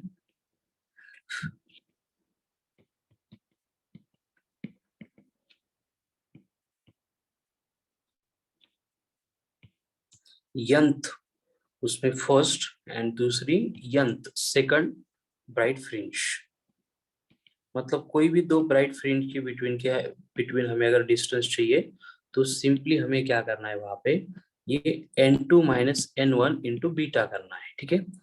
मतलब कि आपको बोला है कि 10th bright band and 4th bright band इनके बिटवीन सेपरेशन कितना होगा, तो वहां पे 10 माइनस 4 यानी बनेगा 6 इंटू बैंड विड्थ मतलब बीटा, इसका यूज करके हम वहां पे कैलकुलेट कर सकते हैं, ठीक है। वही बात अगर ब्राइट को छोड़ के डार्क के बारे में बोला जाता है कि distance of mth dark from central fringe. यहाँ पे बस आपको एक चेंज करना है, क्या चेंज है देखो डायग्राम में, ये अगर सेंट्रल ब्राइट बैंड है तो उससे पहला ब्राइट बैंड x इतने डिस्टेंस पे है, लेकिन उससे पहला जो डार्क बैंड है वो आधा x मतलब 0.5x इतने डिस्टेंस पे है। इसलिए हर बार आपको क्या करना है, जैसे कि आपको बोला जाएगा कि 8th डार्क बैंड है तो उसमें से 0.5 सब्ट्रैक्ट करना पड़ेगा, इसका मतलब ये डिस्टेंस बनेगा 7.5 टाइम्स ऑफ x। अगर आपको बोला जाएगा कि 11th डार्क बैंड है, सेंट्रल ब्राइट बैंड से उसका डिस्टेंस चाहिए, तो हमें लिखना पड़ेगा 10.5 इंटू एक्स। अगर आपको बोला जा रहा है 20th डार्क बैंड है तो उसका डिस्टेंस कितना होगा सेंट्रल ब्राइट बैंड से, बोलो आप? 19.5 इंटू एक्स। और इसी को हम फॉर्मूले के फॉर्म में लिखेंगे कि यहाँ पे ये होता है 2m minus 1 into beta upon 2। ये 0.5 हमेशा से कम क्यों करना है वो डायग्राम में मैंने शो किया था। तो इस तरह से कोई भी अगर ब्राइट डार्क बैंड बोला है कितने भी नंबर का, तो उसका जो डिस्टेंस होगा उसको कैलकुलेट करने के लिए हम सेम रिलेशन यूज कर सकते हैं, ठीक है। या फिर आपको अगर बोला गया है distance of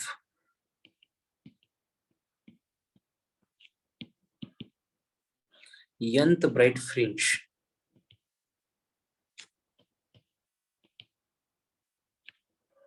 from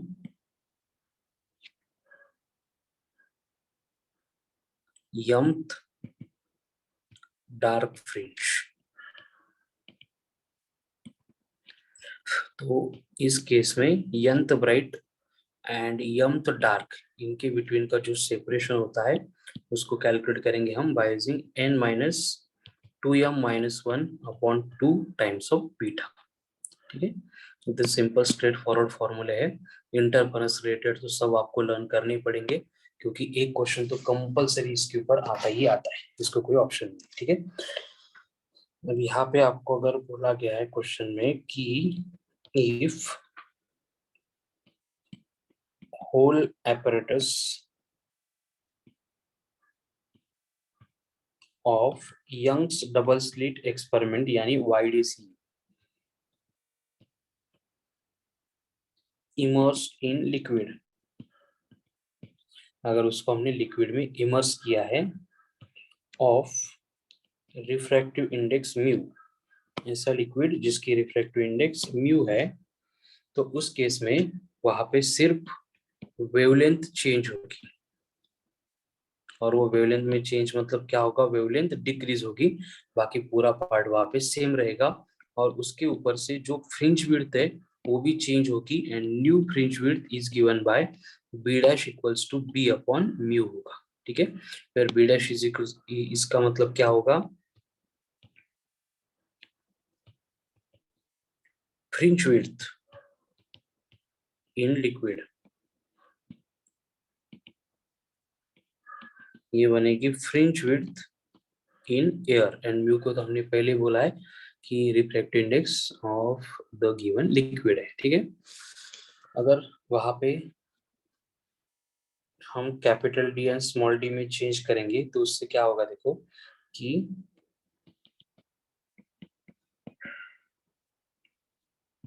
with increase in capital D मतलब स्लिट यानी सोर्स एंड स्क्रीन के बिटवीन का सेपरेशन अगर बढ़ाएंगे तो उस केस में एंगुलर विड्थ यानी जो अल्फा है ये चेंज नहीं होगी, ये कांस्टेंट रहेगी। लेकिन जो फ्रिंज विड्थ है, इसमें डिफरेंस समझो, जो फ्रिंज विड्थ है यानी बीटा है वो लीनियरली इंक्रीज होगी, क्योंकि बीटा का formula lambda capital D upon small D है, लेकिन अल्फा का फॉर्मूला जो है वो बस लैम्बडा अपॉन स्मॉल डी है। मतलब एंगुलर जो विड्थ है वो डिपेंड नहीं करती है separation between source and screen.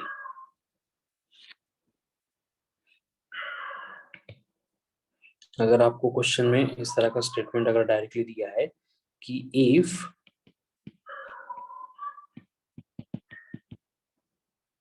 an additional phase difference, if an additional phase difference of pi is created in one of the wave,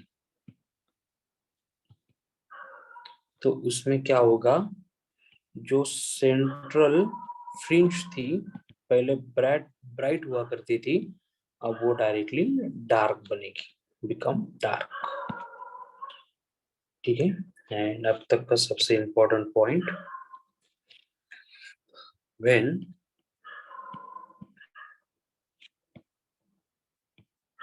wavelength lambda 1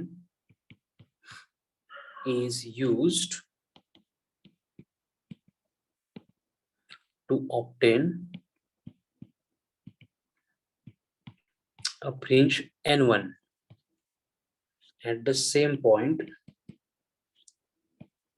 अगर पूरा एक्सपेरिमेंटल सेटअप सेम है और सिर्फ वेवलेंथ हमने चेंज की है, तो वहां पे वेवलेंथ लैम्बडा 2 अगर है तो उस केस में हमें जो फ्रिंज मिलेगी कौन सी होगी, is required to obtain fringe n2। इसको अगर कैलकुलेट करना है तो n1 lambda 1 is equals to n2 lambda 2। Extremely important statement ये, इससे रिलेटेड भी बहुत बार क्वेश्चंस देखे गए हैं। ठीक है, n1 lambda 1 is equals to n2 lambda 2। Wavelength change की तो जो फ्रिंज पैटर्न है वो चेंज होगी, कौन सी फ्रिंज हमें मिलेगी ये कैलकुलेट करने के लिए हम ये रिलेशन यूज कर सकते हैं। अब एक्चुअल में क्या होता है देखो कि if a glass slab of refractive index mu and thickness t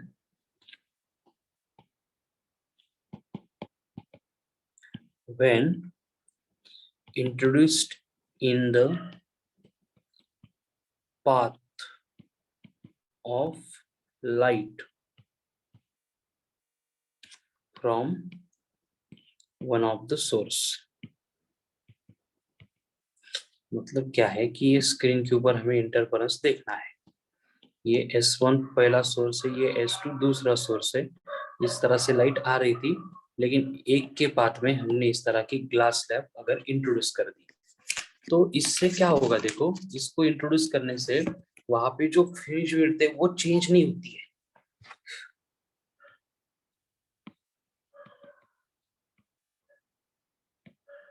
fringe width यानी बीटा ये चेंज नहीं होगी, it will remain same, but जो पूरा का पूरा पैटर्न है fringe pattern will be shifted by x, where x equals to यहाँ पे जो पूरा फ्रिंज पैटर्न है वो शिफ्ट होगा capital D upon small d in bracket mu minus 1 into T, इतने डिस्टेंस से। फिर सेम पार्ट को अपन लिख सकते हैं mu minus 1 into T into B upon lambda.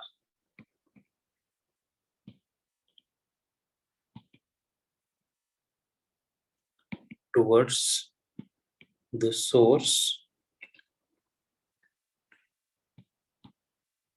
where slab is introduced।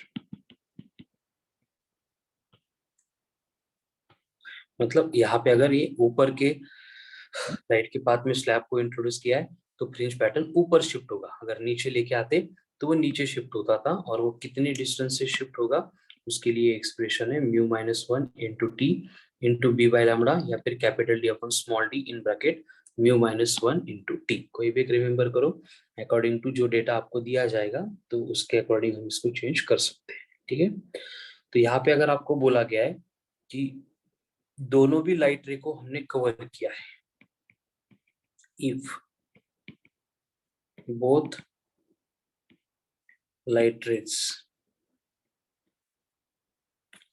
are passing through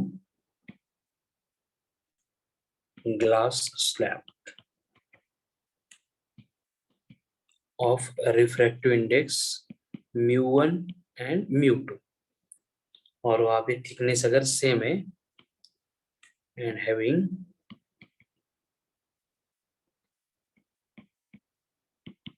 same thickness, तो उस केस में जो फ्रिंज पैटर्न शिफ्ट होगा that is given by x equals to capital D upon small d in bracket mu1 minus mu2 into T. लेकिन जिसकी refractive index ज्यादा होगी उसकी टुवर्ड्स ये पैटर्न जो है वो शिफ्ट होगा।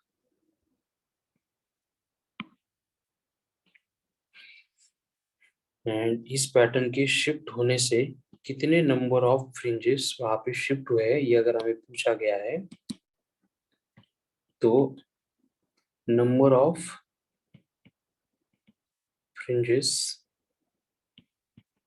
शिफ्टेड और डिस्प्लेस्ड ये अगर पूछा गया है तो it is given by mu minus 1 into T upon lambda, this will be the n, कि इस तरह के ग्लास के स्लैब को इंट्रोड्यूस करने से कितनी फ्रिंज वहां पे शिफ्ट हो रही है। ठीक है, अगेन एक्सट्रीमली इंपॉर्टेंट, ये जो 3-4 फॉर्मूले यहाँ पे लिख के दिए इनके ऊपर आपको बहुत ज्यादा वर्क करने हैं, दे आर मोस्ट इम्पॉर्टेंट। ठीक है, इससे रिलेटेड बहुत बार कुछ ना कुछ डेटा देखा गया है एग्जाम में, तो इस तरह से ये जो YDAC है उसमें ये फ्रिंज पैटर्न शिफ्ट होता है, ठीक है।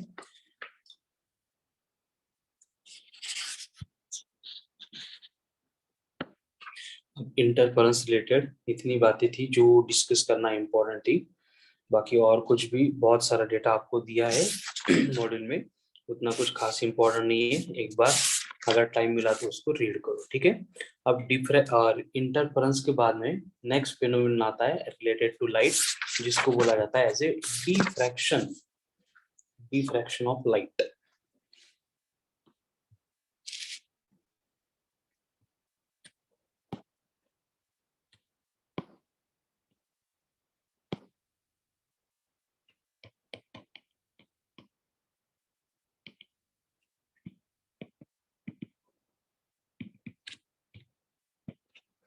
Diffraction of light. अब ये जो डिफ्रैक्शन ऑफ लाइट है इसमें होता क्या है, देखो वही जो रिफ्रैक्शन में होता था यहाँ पे भी लाइट की होती है बेंडिंग, तो इसको अपन डिफाइन करते हैं एज बेंडिंग ऑफ लाइट। लेकिन यहाँ पे जो लाइट की बेंडिंग होगी वो मीडियम के चेंज होने से नहीं होती है, जैसे कहाँ पे हुआ करता था रिफ्रैक्शन में, लेकिन यहाँ पे होता क्या है कि bending of light when it passes around edges or corners of an obstacle and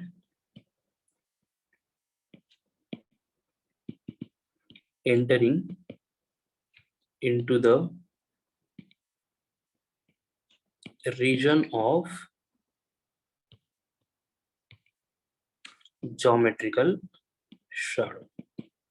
मतलब क्या होता है, देखो कि सपोज हमने लाइट के पाथ में इस तरह का एक ऑब्स्टेकल रख दिया और यहाँ पे लाइट का सोर्स है और यहाँ पे स्क्रीन है, तो अगर ये ऑब्स्टेकल अगर नहीं होता तो पूरी लाइट जो है स्क्रीन के ऊपर आती है एंड पूरी स्क्रीन इल्यूमिनेट हो सकती थी। लेकिन अब की केस में अगर देखेंगे तो ये जो लाइट है यहाँ से लेके यहाँ तक बस इतनी पोर्शन को इल्यूमिनेट कर सकती है। ये ऑब्स्टेकल जो है इधर की जो भी लाइट होगी इस रीजन की, ये इस रीजन की जो भी लाइट होगी उसको पास होने के लिए अलाउ नहीं करेगा। मतलब एज पर हमारा एक्सपेक्टेशन जो है ये जो रीजन है ये परफेक्टली ज्योमेट्रिकल शैडो का रीजन होना चाहिए, ठीक है। ये रीजन ऑफ ज्योमेट्रिकल शैडो होना चाहिए, मतलब यहाँ पे लाइट एंटर ही नहीं कर रही है। इस तरह का लाइट का नेचर होता है, क्योंकि हमने देखा है कि light always straight line path में ट्रेवल करता है, लेकिन यहाँ पे लाइट जो है अपने बिहेवियर को थोड़ा सा चेंज कर रहा है, और चेंज इस तरह से कर रहा है कि जो लाइट है ये एजेस ऑफ और कॉर्नर्स जो है ऑब्स्टेकल के वहां पे आने के बाद थोड़ा सा बेंड होके ये इस तरह से ये रीजन ऑफ ज्योमेट्रिकल शैडो में एंटर कर रहा है। यानी ये रीजन ऑफ ज्योमेट्रिकल शैडो में एंटर करने की वजह से क्या हो रहा है, ये जो पोर्शन है वहां पे हमें स्लाइटली इससे ब्राइटनेस दिखाई दे रही है और ये पोर्शन जो है वो ब्राइट दिख रहा है, और इसी को बोला जाता है डिफ्रैक्शन। मतलब ये लाइट का नॉर्मल बिहेवियर नहीं है ऐसे बेंड होके रीजन ऑफ ज्योमेट्रिकल शैडो में एंटर करना, इसलिए हम इसको अलग फेनोमेनन बोल के डिस्कस करते हैं। एंड ये जो डिफ्रैक्शन होता है इसको बेसिकली सबसे पहले ऑब्जर्व या फिर डिस्कवर किया था बाय ग्रिमाल्डी, एंड इसको थ्योरेटिकली एक्सप्लेन किया था बाय फ्रॉनहोफर एंड फ्रेस्नल, ठीक है। तो इस तरह का ये डिफ्रैक्शन होता है। तो हम क्या करते हैं, इसके टाइप्स देखते हैं। टाइप्स मतलब जो साइंटिस्ट ने स्टडी करते टाइम कंडीशन ऑफ कंसीडर की थी उसको अपन एज्यूम करते हैं। तो उसमें आता है पहले फ्रेस्नल का डिफ्रैक्शन, जिसने बोला था कि source is placed at finite distance and वहां पे जो वेव फ्रंट होगी वो कंसीडर करेंगे हम स्फेरिकल वेव फ्रंट। तो ये दो कंडीशन एज्यूम करके जो वहां पे डिफ्रैक्शन ऑब्जर्व किया जाएगा, स्टडी किया जाएगा, उसको बोला जाएगा फ्रेस्नल्स डिफ्रैक्शन। एंड इसके बाद में नेक्स्ट वन आता है दैट इज फ्रॉनहोफर्स डिफ्रैक्शन। अब ये फ्रॉनहोफर्स डिफ्रैक्शन में क्या होता है कि सोर्स जो है उसको प्लेस किया जाता है इनफाइनाइट डिस्टेंस पे, जिसकी वजह से वेव फ्रंट जो हमें मिलेगी that will become the plane wave front, ठीक है। तो इस तरह के दो टाइप के डिफ्रैक्शंस होते हैं अकॉर्डिंग टू, मतलब उनको स्टडी करते टाइम कंडीशन क्या थी उसके ऊपर से बस उनके टाइप बनाया गया है। तो डिफ्रैक्शन में ज्यादा कुछ खास इंपॉर्टेंट डिटेल में बातें हमें डिस्कस नहीं करनी है। बस यहाँ पे एक बेसिक डिफरेंस होता है कि जैसे इंटरफेरेंस में bright band and dark band हुआ करते थे, उसी तरह से डिफ्रैक्शन में जो है मैक्सिमा एंड मिनिमा होता है। मतलब डिफ्रैक्शन का जो पैटर्न है वो इस तरह से होता है। डिफ्रैक्शन में हमें जो सेंटर में दिखती है यहाँ तक इसकी जो रीजन है इसको बोला जाता है as a central maxima. Maxima का मतलब होता है पॉइंट ऑफ मैक्सिमम इंटेंसिटी। इसके बाद में यहाँ पे जो दिख रहा है इंटेंसिटी कम है, इसको बोला जाता है एज ए मिनिमा। मिनिमा का मतलब होता है पॉइंट ऑफ मिनिमम इंटेंसिटी। तो यहाँ पे डिफ्रैक्शन में मैक्सिमा एंड मिनिमा होती है, इंटरफेरेंस में ब्राइट एंड डार्क फ्रिंज होती थी। ठीक है, बस यही एक डिफरेंस है इन दोनों में। अब ये सेंट्रल मैक्सिमम है, इसकी जो विड्थ है it is given bye 2x, यानी 2 into lambda capital D upon small A. इस एक्सप्रेशन का यूज करके हम ये width of central maximum calculate करते हैं। ठीक है, फिर W का मतलब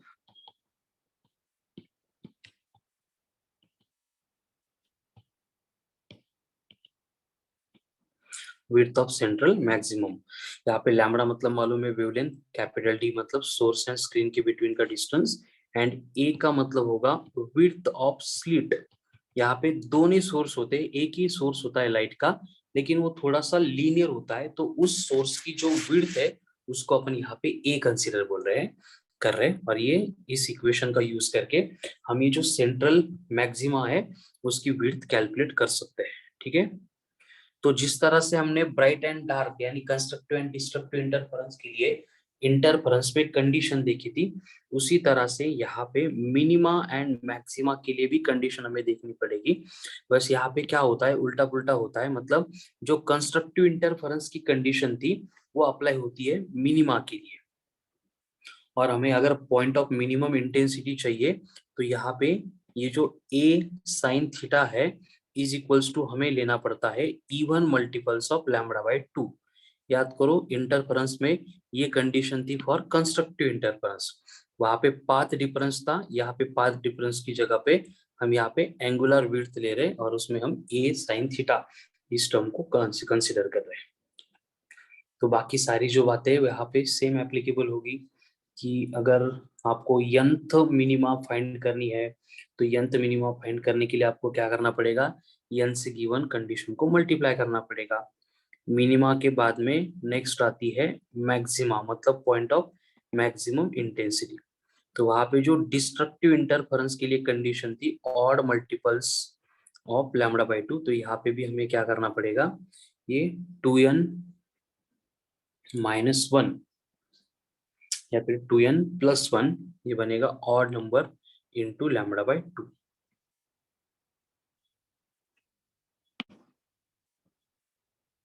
इस तरह से ये कंडीशन फॉर मैक्सिमा हमें मिलेगी। ठीक है,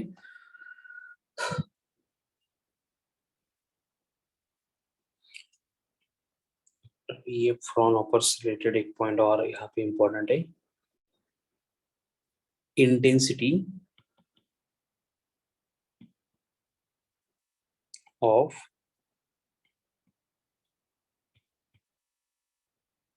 फ्रॉनहोफर्स डिफ्रैक्शन। मतलब ऊपर इस ग्राफ में हमने जो देखा है कि हर एक सेंट्रल मैक्सिमम के बाद में ये मिनिमम आता है, उसके बाद में फिर मैक्सिमम आता है, फिर मिनिमम आता है। तो यहाँ पे जो है इनकी इंटेंसिटी कंटिन्यूसली डिक्रीज होती है। तो ये इंटेंसिटी हमें कितनी मिलेगी ये फाइंड करने के लिए रिलेशन होता है I equals to 2/2n+1 into pi whole square into I0। By using this expression हम इस डिफ्रैक्शन पैटर्न में कितने नंबर की मैक्सिमा या फिर मिनिमा है उसकी इंटेंसिटी कितनी होगी उसको कैलकुलेट कर सकते हैं, जिसमें I0 को अपन बोलेंगे intensity of central maximum.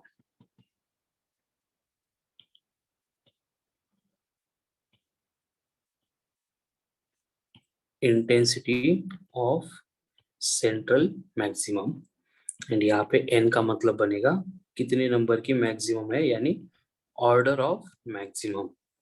And यहाँ पे अगर थोड़ा सा कैलकुलेशन करेंगे तो हमें अगर फर्स्ट मैक्सिमम चाहिए तो उसकी इंटेंसिटी आती है approximately I not by 22। Second अगर चाहिए तो ये आती है अप्रोक्सीमेटली आई नॉट बाई 61।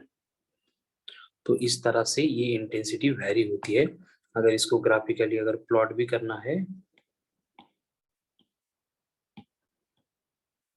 तो इसको अगर अपन आई नॉट बोल रहे हैं तो ये आई नॉट बाय 22 एंड ये आई नॉट बाय 61।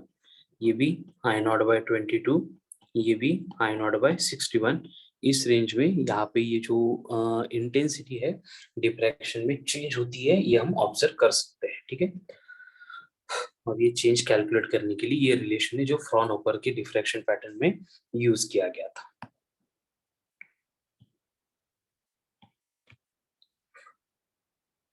अगर यहाँ पे हमने देखा है कि विड्थ ऑफ सेंट्रल मैक्सिमम जो है W, it is given bye 2 lambda capital D upon small a। तो इसके ऊपर से हम यहाँ पे लिख सकते हैं कि ये विड्थ ऑफ सेंट्रल मैक्सिमम जो है वो डायरेक्टली प्रोपोर्शनल टू वेवलेंथ होती है। इसका मतलब ये जो विड्थ ऑफ सेंट्रल मैक्सिमम रहेगी फॉर रेड, ये ग्रेटर रहेगी as compare to all other colour, फिर वो ब्लू है, वायलेट है, इंडिगो, ग्रीन है, कोई भी है। नेक्स्ट, फ्रॉनहोफर्स डिफ्रैक्शन देखने के लिए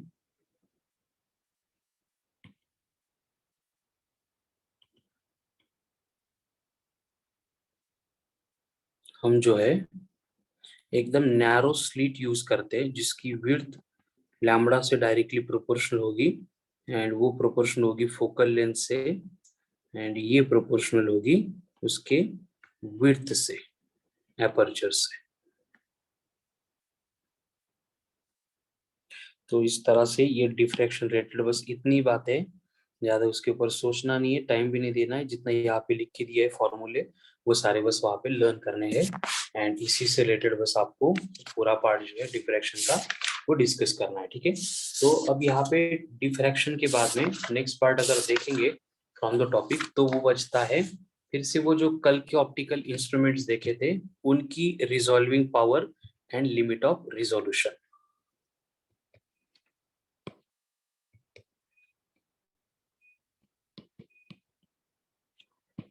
Resolving power and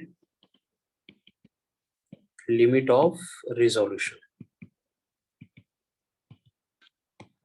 तो ये एक्चुअल में limit of resolution and resolving power मतलब क्या होता है, देखो उसमें पहले लिमिट ऑफ रिजोल्यूशन, इसका मतलब होता है minimum separation of 2 point object at which their images are seen to be resolved। मतलब किसी भी ऑप्टिकल इंस्ट्रूमेंट से अगर अपन ऑब्जेक्ट को देख रहे हैं तो उसकी जो इमेज फॉर्म होने वाली है तो वो इमेज थोड़ी सी मतलब इतनी क्लियर चाहिए कि जिसको अपन समझ सकते हैं, देख सकते हैं। तो उसके लिए जो ऑब्जेक्ट्स के बिटवीन का सेपरेशन रिक्वायर्ड होता है उसको बोला जाता है लिमिट ऑफ रिजोल्यूशन। एंड उसी से रिलेटेड नेक्स्ट पॉइंट आता है that is RP, resolving power. ये रिजॉल्विंग पावर मतलब क्या है, हम उसको ऑप्टिकल इंस्ट्रूमेंट में पहले भी देख चुके हैं। यहाँ पे in terms of limit of resolution अगर डिफाइन करना है तो अपन इसको डिफाइन करते हैं कि reciprocal of limit of resolution.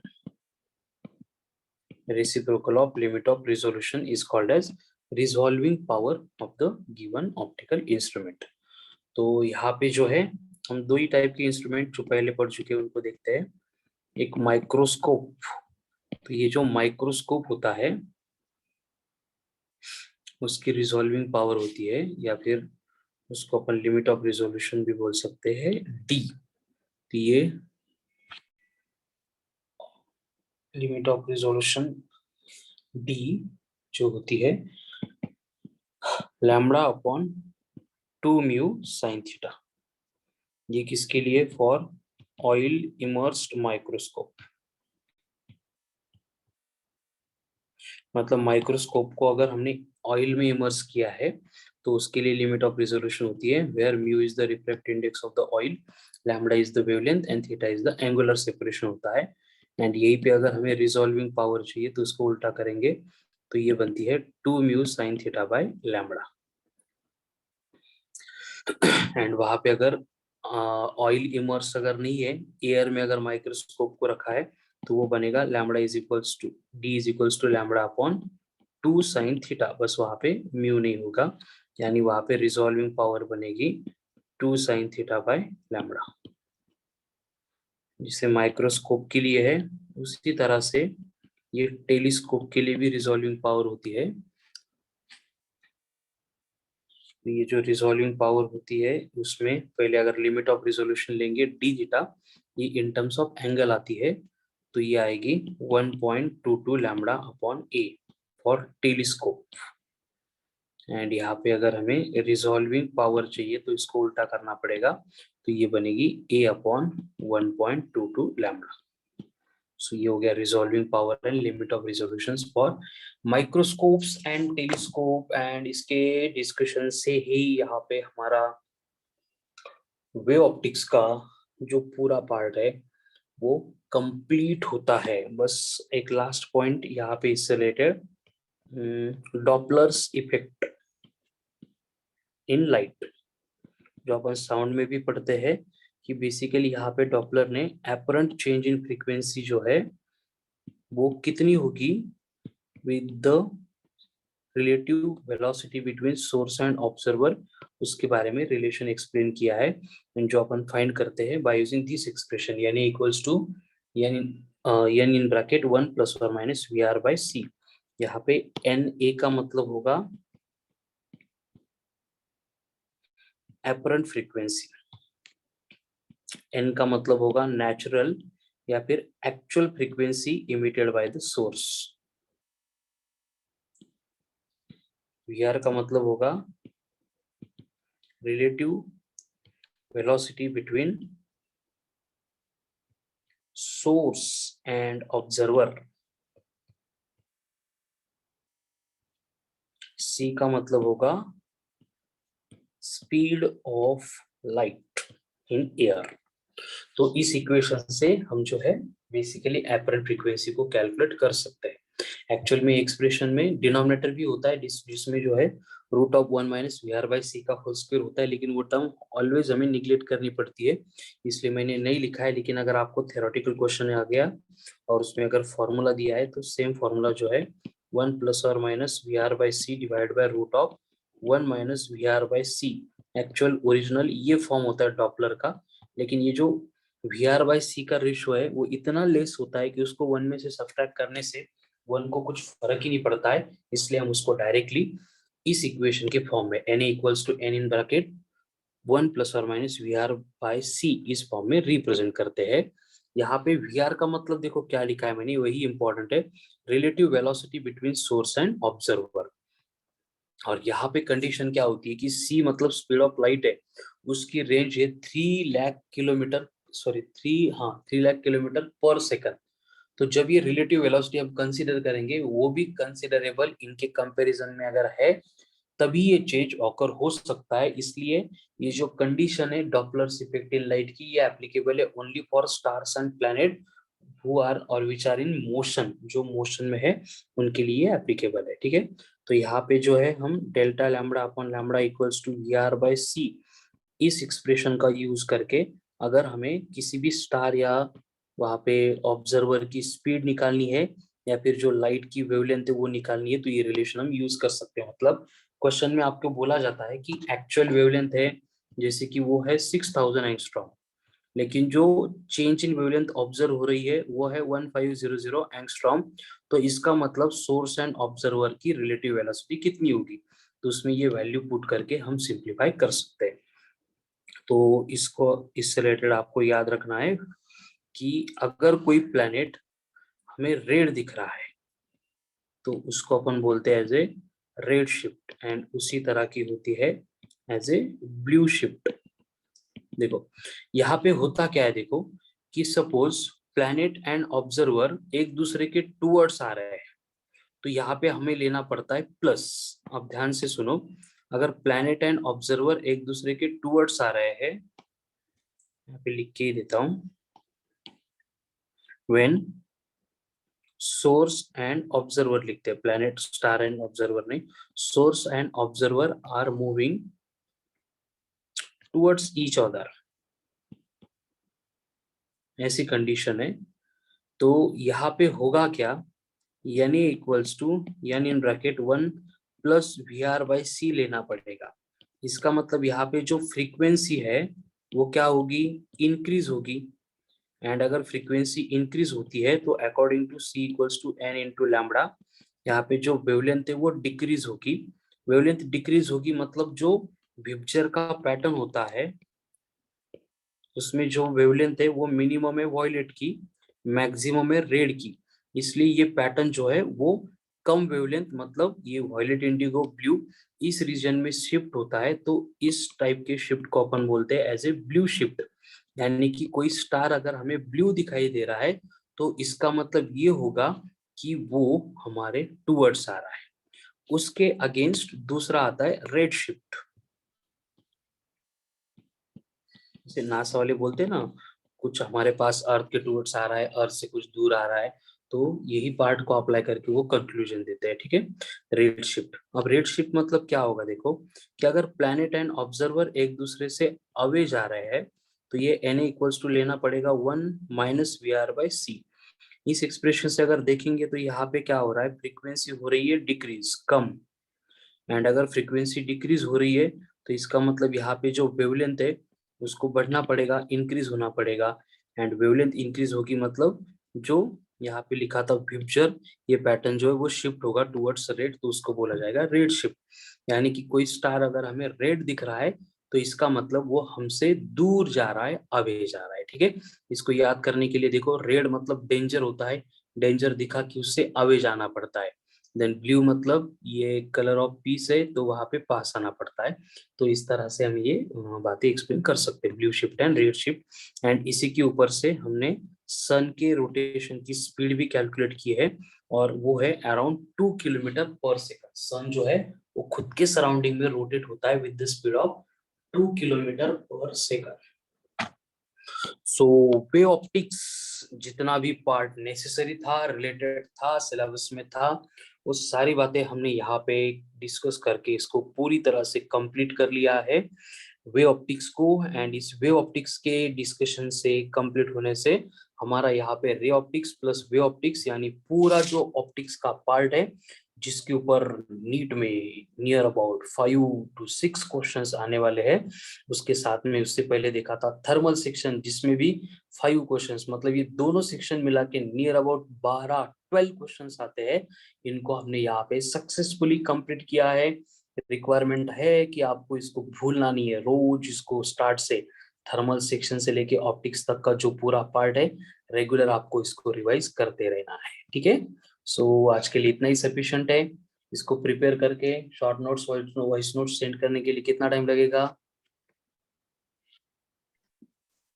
10 o'clock. हाँ, इतना टाइम? 7. 1 घंटे में होगा?